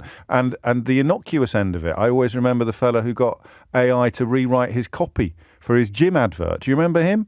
He was opening a gym and he wrote his own adverts, or he hired a professional copywriter. Then he got AI to do it, and the number of inquiries went up by 50% or 25%, a significant figure. Just somehow the AI pushed the buttons of the people viewing his Facebook page in a way that the words he'd written himself had failed to do. And I find that perfectly believable, because, you know, you're reaching the point now where anything a human can do, a computer can do better. So how worried should we be? 0345 6060 973 is the number that you need. The fundamental question is probably about danger. It is about this phrase, a crossroads in human history. What should we be worried about? What do you know that probably the rest of us don't know? But the next wave of AI could be much, much more powerful than today's technology, such as ChatGPT, and the next 12 months are crucial to getting ahead of the problem. So what does getting ahead of the problem look like? I wouldn't even know where to begin. But a lot of the responsibility is presumably going to lie with the platforms. You know, the platforms that put the stuff up are going to have to be a lot more responsible with regards to their publishing arm. They can't just say we're a marketplace. we're a forum where people can do what they want and post what they want. Of course, since Elon Musk bought Twitter, that their role as a safeguarder of the public good has been completely abandoned. He's set fire to that, actively encouraging idiots and conspiracy theorists to come onto the platform when previously those sort of activities would get them removed. YouTube is going to have a responsibility. But what would the responsibility be? So if it's me speaking Serbo-Croat, that's fine. But if it's me reading out the ingredients for a bomb, that's not fine. But they're both lies. I can't speak Serbo-Croat. And I didn't record the ingredients. So, whoa, what? Where do we get off? Where do we get on? How do we get ahead of it? You may have gathered from that introduction, which is coming in more or less on time, you may have gathered that you can ring in with almost anything this hour. I just want you to tell me stuff. 0345 6060 973 is the number that you need. And the question is this: what should we be aware of with regard to AI technology, stampeding AI technology, and how worried, well, first of all, how worried are you? 0345 6060 973. And from that, of course, how worried should we be? Hit the numbers now, you will get through. James O'Brien on LBC. James O'Brien on LBC. And I also have to acknowledge the people who know even less, the people who know nothing about this. So try this on for size, okay? Just listen to this. And so what I think, the Conservative Party, right, is like a bunch of drunk sailors in a lifeboat, isn't it? They're all shouting and arguing, but none of them are actually doing anything to keep the boat afloat. And in the meantime, the people in the country, the people of this country, are actually drowning. That's quite a good line, right? It's very me. This quote is in the style of James O'Brien. It's been constructed by AI in the last couple of minutes because it is both critical and humorous. He compares the Conservative Party to drunk sailors in a lifeboat, which is a metaphor for the way in which they are leading the country. He suggests that they're all fighting amongst themselves and not actually doing anything to help the people of the United Kingdom. So I love the idea that AI believes me to be both political and amusing and critical of speaking truth to power in an amusing way. I'll take that as a win. But, you know, what do you need me for? So I get that bit of it, and I'm interested in how the technology is advancing, but I also need some help in what the bioterror threat, what the biological or cyber attacks would look like. What is it that AI is going to do in the arena of loss of control risks that could emerge from advanced systems? I just need you to explain this to me. And I'm not going to ask how confident you are. I mean, imagine if Nadine Dorries was still Secretary of State for Culture, Media and Sport. I think this falls under science, innovation and technology, but it's probably a blurred line. A couple of phone lines free on this, so fill your boots. And if you're not in the business of ringing radio stations, but this is bang on your field, then break the habit of a lifetime and give me a call. 0345 6060 973. Neil's in Newbury. Neil, what would you like to say? Hi, James. Hello. I come at it from a photographic angle, yes. In that as a photographer and a podcaster as well, we ran a feature recently inviting listeners to try and identify if the pictures that one of the other listeners had shared was fake or real. Yeah. They were all fake. And I think the most concerning thing was that a lot of the photographers couldn't tell the difference. Yeah, so that's game over for photography as a profession then. Well, in some genres, I think more than others. I think certainly in food photography, I think that's a very worrying genre for many photographers who are seeing, you know, you don't have to spend hours laying out a perfect burger anymore. You can put in a picture from your iPhone and then create a picture using AI from it. And that worries food photographers. And I would imagine portrait photographers as well. I mean, so this is personal to you, and I understand your worry. It's not an existential threat to civilization as we know it. No, not at all. and also, if I was your client, kind of probably good news rather than bad news because it's going to save me your fee. Yes, it is. Yeah, but how far does that ball roll down the road? Well, exactly. It's all fun and games until someone starts presenting radio shows using AI, and then everyone should sit up. Everyone should sit up and take notice at that point, Neil. That's when things get serious. Yeah. I hear it. And so, I mean, how close do you think you are to game over on the food photography side of things? I'm not a food photographer, but no, I'm in the industry. Two food photographers. There's a lot of conversation around. And that will just be the beginning. This being the start of the end. That'll go next, and you've got. I mean, start with food, but eventually landscapes. You could just program almost anything, and that I think I do file under video killed the radio star. That's the idea that technology is so amazing it's going to change everything, but actually 10 years after it's introduced, we've adapted to the new normal.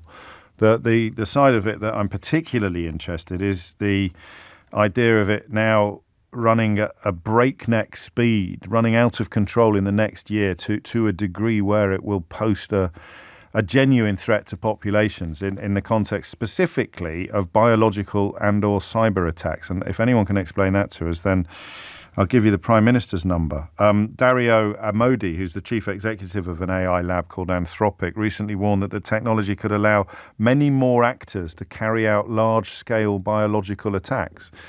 He described that as a medium-term risk. If you can explain that to us, I'd be very grateful. Mike's in Marlow. Mike, what would you like to say? Yeah, good morning, James. Hello, we have a board game. I've got a copy of your board game, actually, which I won off you, but that's beside the point.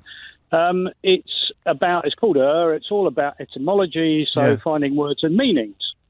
For me to compile a set of questions would probably take me a week. Yes. If I did it with AI, an hour. Gosh. No, really. No, I believe you. I completely believe you. I said gosh. It wasn't an expression of scepticism, and it's all there. It's there, yeah. Absolutely. And all you've got to do then is edit it and make sure it's okay. Just make sure it's good enough to use. But it's ridiculous. Absolutely ridiculous. Well, yeah, I mean, but again, this isn't frightening. This is just technology doing things that, how long did it used to take to, I don't know, copy a book? Before photocopiers were existed, you had to do it all by hand. So so there's that side of it that is, as you say, it sounds ridiculous, but it's not spooky. What's spooky is you ringing me up next week and telling me about how things are going in Marlow, and you not actually having anything to do with that call at all. But it sounds like you, it walks like you, quacks like you, but it's not you. Well, you see, the thing is, it's the same. It's the same result.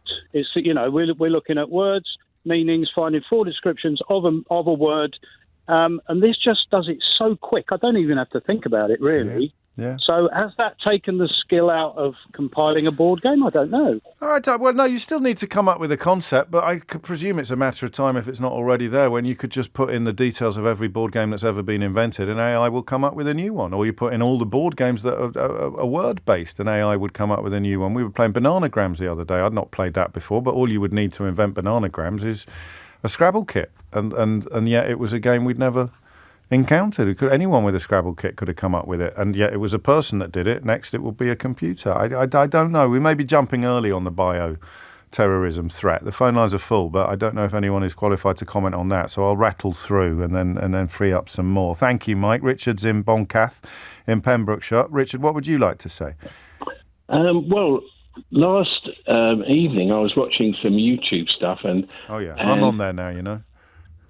Yeah, I know. Whole show, I do. Mate. Whole show. It's one of the reasons I started listening to you, because it suggested you to me. But I follow a lot of American politics on YouTube. Yes. And YouTube suggested to me, and I was looking for Donald Trump having a conversation with Carrie Lake, the failed Arizona governor. Yeah. Who another conspiracy theorist on the 2019 election, isn't she? Or the 2020? Yeah. Oh, yes. But they're both. It was AI generated, but it was 95% convincing. I mean, you could see it wasn't. But the thing is, it's only going to get better, isn't it? In 6 months' time, you'll see the same kind of video. So they hadn't recorded anything together? No. It was completely AI. What were they talking about? they were talking about basically it was a spoof, making themselves look stupid, talking about stealing elections, and it was just it was obviously done by someone who's very, very anti-Trump. Yeah. But but it was very, very plausible, and give it a year, and it would be even more plausible to the point of being on indistinguishable from reality. Exactly. That's what I think. Anyway, it seemed, like I say, and it wasn't just one, because then there was another one. I can't believe that YouTube are allowing them to go. No, because it probably won't appear. But the thing is, it was so obvious. Some Republican would see it and report it to YouTube, but what happens if it gets to the stage where they make it a lot subtler? That and it's Joe Biden, and he's saying stuff about anti-Republican stuff, and then you just have to have impersonation policies in place, like Twitter used to have before Elon Musk came along and set fire to everything. You would have to contact YouTube and say, "There's a video up purporting to be me, and it's not me." But I mean, crikey, how far around the world would it have gone before the truth gets its trousers on? Well, exactly. It's crazy, isn't it? Yeah. And it is creeping up. So I don't know what you do. Normally, I reach for video killed the radio star when we're having conversations like this. Video games, technology, whatever it is. It's there were plenty of people who thought that we should be worrying more about blacksmiths when Henry Ford popularised the motor car, and the world turns and we accommodate it and we get used to the new normal. But this feels different. This feels like a different form of threat, doesn't it? A different form of future. Yeah. I think you're right. I think it is.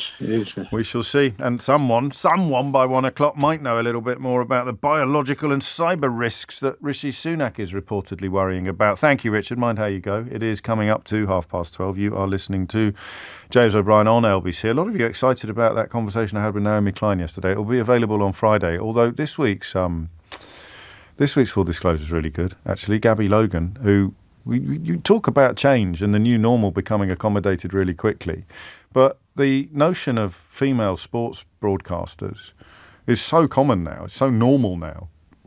My girls watch the World Cup, and it doesn't cross their mind that it's A, remarkable to see women's football on primetime terrestrial television, and B, it's remarkable to see a studio full of women pundits and players commenting on the game. 10 years ago, that would have been unthinkable. Men were still having kittens about the idea of a woman running the line in a football match 10 years ago. And it struck me, actually, after talking to you about something to do with the football, that Gabby Logan is a wonderful pioneer who probably doesn't get the credit she deserves for banging down some of the doors that needed to be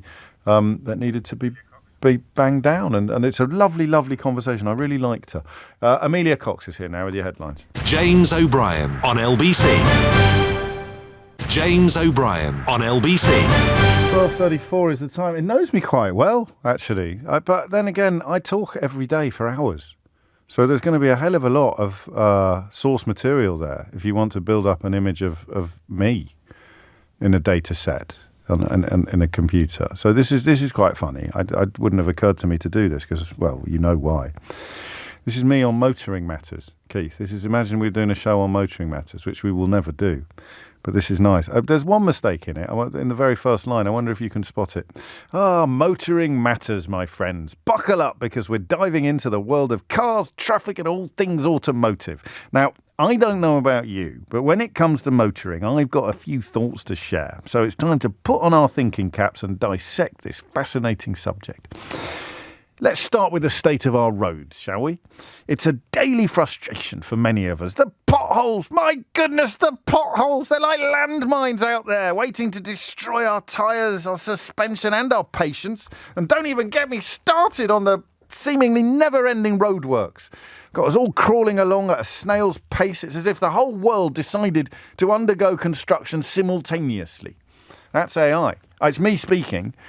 Don't get too confused, but the words were constructed by or put together by AI. Thank you to Tristan for sending that in. And the idea, of course, is that it would have access to a lot of me and therefore would know how I would sound when you give it a subject to run with. Do you know what the obvious mistake was? I'd never, ever would say my friends, because I'm only ever talking to you. I'm never talking to like 1.4 million people. I'm only ever talking to you when I'm on the radio. Just you, just those ears right there. So I'd never say my friends or folks or ladies and gentlemen or something like that. It's just the way I prefer to think of my time in the morning. But apart from that, it was pretty good. 12:36 is the time. Guy's in Stafford to almost certainly make a slightly more serious point than I just managed. Guy, what would you like to say? Oh, well, first of all, long-time listener, first-time caller. Welcome. Thank you. Very, very, very nervous, but we'll go with it. It's only me. Take your time. So, with regards to the kind of biosecurity aspect of AI, I do think that there are kind of some concerns that we should have. I think it is going to be absolutely brilliant for medicine. We're seeing it kind of used to look at images, to detect cancer, and it can do that to a remarkable kind of accuracy. Really? So yeah, you basically feed in lots of images of kind of cancers, and it can learn that's what a cancer looks like. That's just an abnormality. Got it. And it can do that really, really well and really quickly. Gosh. There was a study done in America this year where they were looking at specific antibiotics, because we know antibiotics are becoming less and less useful. Yes. And within an hour and a half, an AI model was able to analyse nearly 7,000 compounds. Wow. And kind of figure out which ones would work, which ones wouldn't work, was able to kind of tweak the designs of the different compounds to make them better. What would, I mean, in ballpark terms, you may not know this, but what would that have been in man-hours? Years, I would say. Years, okay. If you got to think about designing a new molecule, making a new molecule, testing a new molecule, it's able to do the brunt of that work in an hour or an hour and a half. In terms of the negatives for it, if you were to design a model to say make a chemical that can kill someone, it's the corollary of what you just described, isn't it? Find me the most deadly poison ever. Yeah, and if you can design it, you can make it very easily, and then so that's where the bioterror threat comes from. Yeah, and is a hospital going to have the facilities to find out what it is? If it's brand new, then they might not know how to treat it. They might not know what kind of treatments are best for it. But you can't get ahead of that, can you? I don't see how governments could get ahead of that unless they're controlling the access to the technology, which they simply won't be able to do. Yeah, exactly. And I think you've got the brilliance of it, but in the wrong hands, it could be disastrous. Yeah, and that is, I mean, so you've identified the problem, but you haven't given us much comfort that there is a way of addressing it. Or I keep using this phrase because I read it in the coverage this morning: getting ahead of the problem. I don't see what that would look like. So this is what Michelle Donnellan said, the Science and Technology Secretary. We need almost like a smoke alarm established, so that not only are companies searching for, but have a response to the risk, and we know at what level they respond and how they respond. That doesn't fill me with confidence, Guy. No, and I think there's a lot of vested interests that are going to mean that restrictions and legislation is going to be nigh and impossible. I think there's too many big companies that could make millions and billions out of use of AI in medicine that you're just not going to get the strong enough legislation to stop the bad people doing bad things. No. Well, I mean, and if you did, it would have to be a level of international cooperation that this country in particular seems to be walking away from on various other fronts, whether it's on refugees or trade. The idea that we're better on our own. It couldn't be more ridiculous in the context of this. Actually, thank you, Guy. It's worth mentioning, given that Suella Braverman has successfully secured headlines with her latest bile about refugees. It's even by her standards, this is really, really stupid. So the idea, because the only way her current policies work is if we pretend that we are facing unique problems. So the idea that why are people coming here from France? France is a safe country is both stupid and dangerous logic, but it's quite attractive to the kind of people that fell for Brexit. But, I mean, how do you get to France? So where would every refugee have to stop if Suella Braverman's ideas were adopted by every country? They'd all be stopping at the Syrian border. Countries like Saudi Arabia already take far, far, far more refugees from other Middle Eastern countries than we ever will. But the whole logic, if you want to use that word, and frankly I don't really, but it's the nearest thing you can use to describe someone who dreams of planes full of genuine asylum seekers being flown to Rwanda for the rest of their life, appearing on the front page of the Daily Telegraph. It only works if no one else is doing the same thing. If everybody adopted the idea that Suella Braverman is adopting, there'd be absolute carnage. Absolute carnage. The only way you cope with a refugee crisis is through international cooperation, putting pressure on the countries doing less than average to do more, and therefore allowing the countries doing more than average to have the freedom to do less, which, of course, if they're well run with an honest media, they wouldn't feel any particular need to do. So, I mean, the level of stupidity it takes to sort of say out loud what Suella Braverman is slated to say later today in America is truly breathtaking.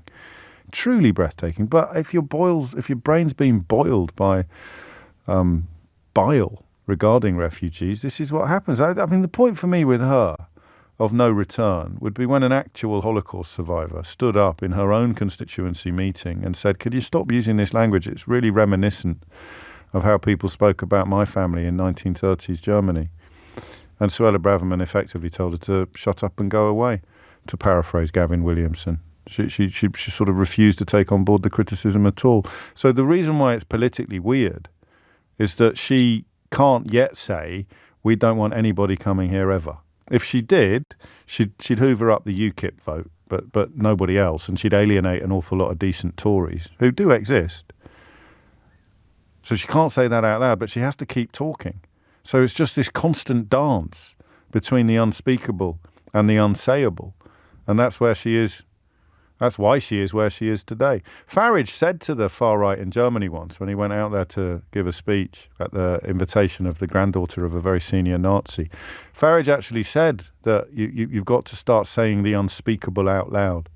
It was when he was sort of a little bit high on his own supply, politically speaking. He actually said it, but of course the British media ignored it. But that is part of the same problem that Braverman has at the moment. What she wants to say is nobody should ever come here from anywhere. We shouldn't be taking in any vulnerable people at all. But she can't. So she has to keep making these weird castles in the air that she's unveiling today. It'd be nice if the media had caught up with the fact that this is morally completely corrupt and devoid of any intellectual substance, but they can't because she's the Home Secretary. They have to report what she does and what she says because that's the model of the media, in the same way that the American media has to report what Donald Trump says and does because he is or was a president and is a former president. The idea that you can ignore people because they're idiots is cancelled out by the status of the job that they've inhabited, even if they're talking complete bilge. And if you want to see what happens when senior political journalists completely abnegate their responsibility to tell their viewers and their listeners that politicians are talking bilge, there's a documentary series unfolding on the BBC at the moment where their political editor somehow manages to detail chaos that she was covering at the time without ever mentioning to the watching public that it was chaos. So you spend 3 years tickling Boris Johnson's toes and then make a documentary series about how awful it all was when he was in charge. Absolutely extraordinary. That wasn't me, by the way. That was AI. James O'Brien on LBC. James O'Brien on LBC. 12:49. You are listening to James O'Brien on LBC, where the conversation about AI is as illuminating as always, but it's different from a lot of the conversations that we have together because it is, well, it's a developing reality, isn't it? And that means that no one can speak with certainty. No one can go definitive, to coin a mystery hour phrase. But I always find it very, very illuminating. 12:49 is the time. Lawrence is in Hastings. Lawrence, what would you like to say? Hey, James. Hello. Like a lot of people, I'm a long-time listener, and I felt like I'd call in on a topic that I feel is important enough. Good man. And I'd say I'm full tinfoil hat when it comes to AI, and that I believe it is the most important conversation we can be having today. That's not tin hat. Well, I think a lot of people overestimate just how dangerous it can be. Sure. And I'd like to take a crack at the existential threat angle of it. Yeah, absolutely. So in addition to the previous caller, it's not simply about just cyber warfare and chemical warfare. It's about the redistribution of power to regular people, because the extension of things like ChatGPT and having a personal AI in your pocket on your computer is that you have access to vast amounts of knowledge. And as the previous caller said, these AI are finding out new things all the time. They're researching genomes, they're looking at protein folding, they're looking at all these different ways we can find medicines. But it just lumped in with that. You don't even have to be looking for it. If you look at 7,000 genome sequences, you're going to find some new diseases. You're going to find some new ways to make weapons. And it just comes out in the wash of finding out all this useful, interesting stuff. Yikes. But ultimately what it means, because realistically, I think Oppenheimer was eye-opening for a lot of people if you've seen it, and you can see all the work and effort that went into creating a nuclear bomb. Yes. And obviously, it's very powerful and devastating. And at a time, and for the time being, it's controlled by governments, and it's highly regulated, and it's very, very hard to do. But there's no rule in nature or the universe that incredibly dangerous things are automatically hard to make. No. And when you or I or anyone has the ability, all access to all human knowledge, in our pocket, and in a population of, say, London or wherever, you get the occasional maniac, you get the occasional person who just wants to do ill. And with all the access to knowledge, it's very hard to prevent somebody, because what all AI does is it lowers the gap of, competence that you need to do these really incredible things, but also really incredibly dangerous things. That's a very good way of putting it. It just takes the sweat out of it, doesn't it? Really, it takes the sweat and the brains and the hours and the graft, and it allows you to almost hack knowledge. And most obviously, in the context of existential threat, we're talking about the creation of bioweapons. Yeah, and you see this, and you can see it because what a lot of people do, they look at the angle of jobs, and you see, there's a little bit of a threat now with software engineers, because stuff like ChatGPT can code. It can create code on its own. If I want to write a nice application in the afternoon, I can get ChatGPT to do that for me. Yeah. And it means, this once arcane bit of knowledge where, only software developers and engineers, and they had to do a lot of schooling and education, I can now do it. But in the same vein, I could write a virus if I wanted to. And, we look at it from a job perspective. Oh, so that's cyber attacks. Sorry, that was the bit I got confused about, but you're absolutely right. So cyber attacks and biochemical attacks, you've just made... You frightened the life out of me, to be honest, Lawrence. Yeah, I mean, it's frightening, and this is what I mean. There isn't a way to sugarcoat it.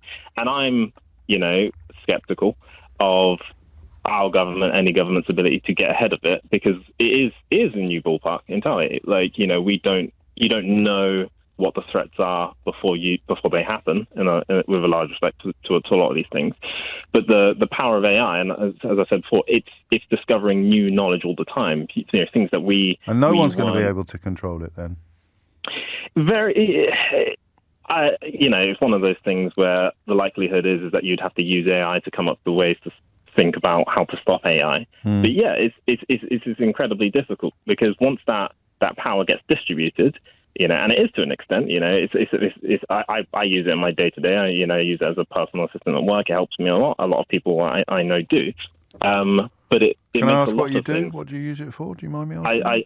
I work in projects for a vehicle company. Okay. Like, it's just like, it's really it helps with like it helps come up with ideas sometimes. Fair enough. Which is quite helpful. Let's start getting it to come up with topics for the show.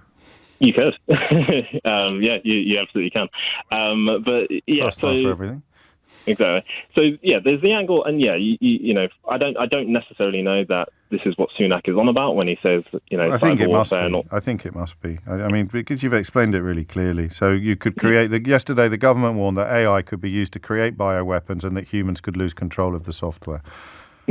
So I mean, you almost bring up Bond villain stuff, don't you? So because you would have governments that have agreed to abide by certain rules and guidelines, and quite strict rules in place on access and availability, but you get a Bond villain who rides roughshod over all of it in order to Yeah, that's exactly right. And you have it's fine if we agree with America and China and whoever. Yes, we as a government won't do this, but any bad actor has the capability to do quite destructive things. And what do I need in order to access all of it? How? I mean, forgive me, this is quite a daft question, but I don't know the answer to it. Would I only need a smartphone, or would I need a very big computer? At the minute, you would use a smartphone, but that's because they're on cloud services.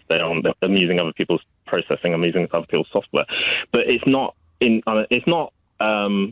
the wit of man to see that even in a couple of years, I could, perfectly affordable. Maybe I spend $10,000 on processing power, but that's what you'd need in a few years' time. Okay, so I mean, in terms of getting ahead of it, what might that look like? Do you have any idea? Getting ahead of it realistically, so you have things at the minute like ChatGPT, which are owned by organizations, but the code is open source to an extent, so anyone can make their own. Restricting at the minute, these things have restrictors on what they are capable of doing. They have their own built-in it has its own parameters, built-in restrictors. So we need to be doing more on that. Thank you, Lawrence. I'm going to squeeze in one more call because Gareth works in cybersecurity. So and I'm already short of time, but that's the only reason. I just think it might sit neatly alongside what you've just told us. Gareth, over to you. Yeah, hi, James. A lot of good sense spoken by your previous caller there, I think. A couple of points I was going to mention as well. I think we shouldn't be scared of AI, though. I think the areas that we should perhaps consider are what are the unique characteristics of AI. Ultimately, it's just a tool, isn't it? And it's how you use it, same as any other tool. But I think if we start getting into the space where we allow automated decisioning from AI, then perhaps that's a new frontier, isn't it? So what's the authority levels that we start to put around the controls? But in terms of cybersecurity, my sort of area, I think one of the areas of concern, I guess, and areas of interest is the ability to crack encryption. So if you can imagine, we rely on encryption for all secure communications over technology, whether that's buying something online or communicating on the battlefield, perhaps. Yes. Well, if you can crack that encryption, then that, of course, means that communications are open and you can understand all the implications. As with what the last chap was telling us, it's about sucking the hard work out of it. So you wouldn't need Alan Turing and Bletchley Park. You could just have one person with a computer doing the same thing in a fraction of the time. I think that's right. And also bear in mind, if you can record all encrypted traffic today and then you can replay that at some point in the future and decrypt it, then all of those communications, everything that's being said currently can be it can be exposed, and that has. That's right. In its simplest terms, the best thing society, media, politicians can do is talk about it a lot.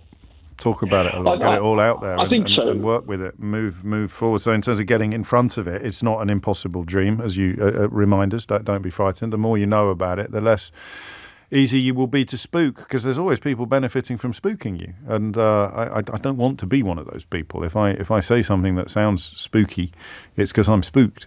It's not because I'm commoditizing your fear for my own personal advancement or profit, which leads us back to the anti-vaxxers, of course.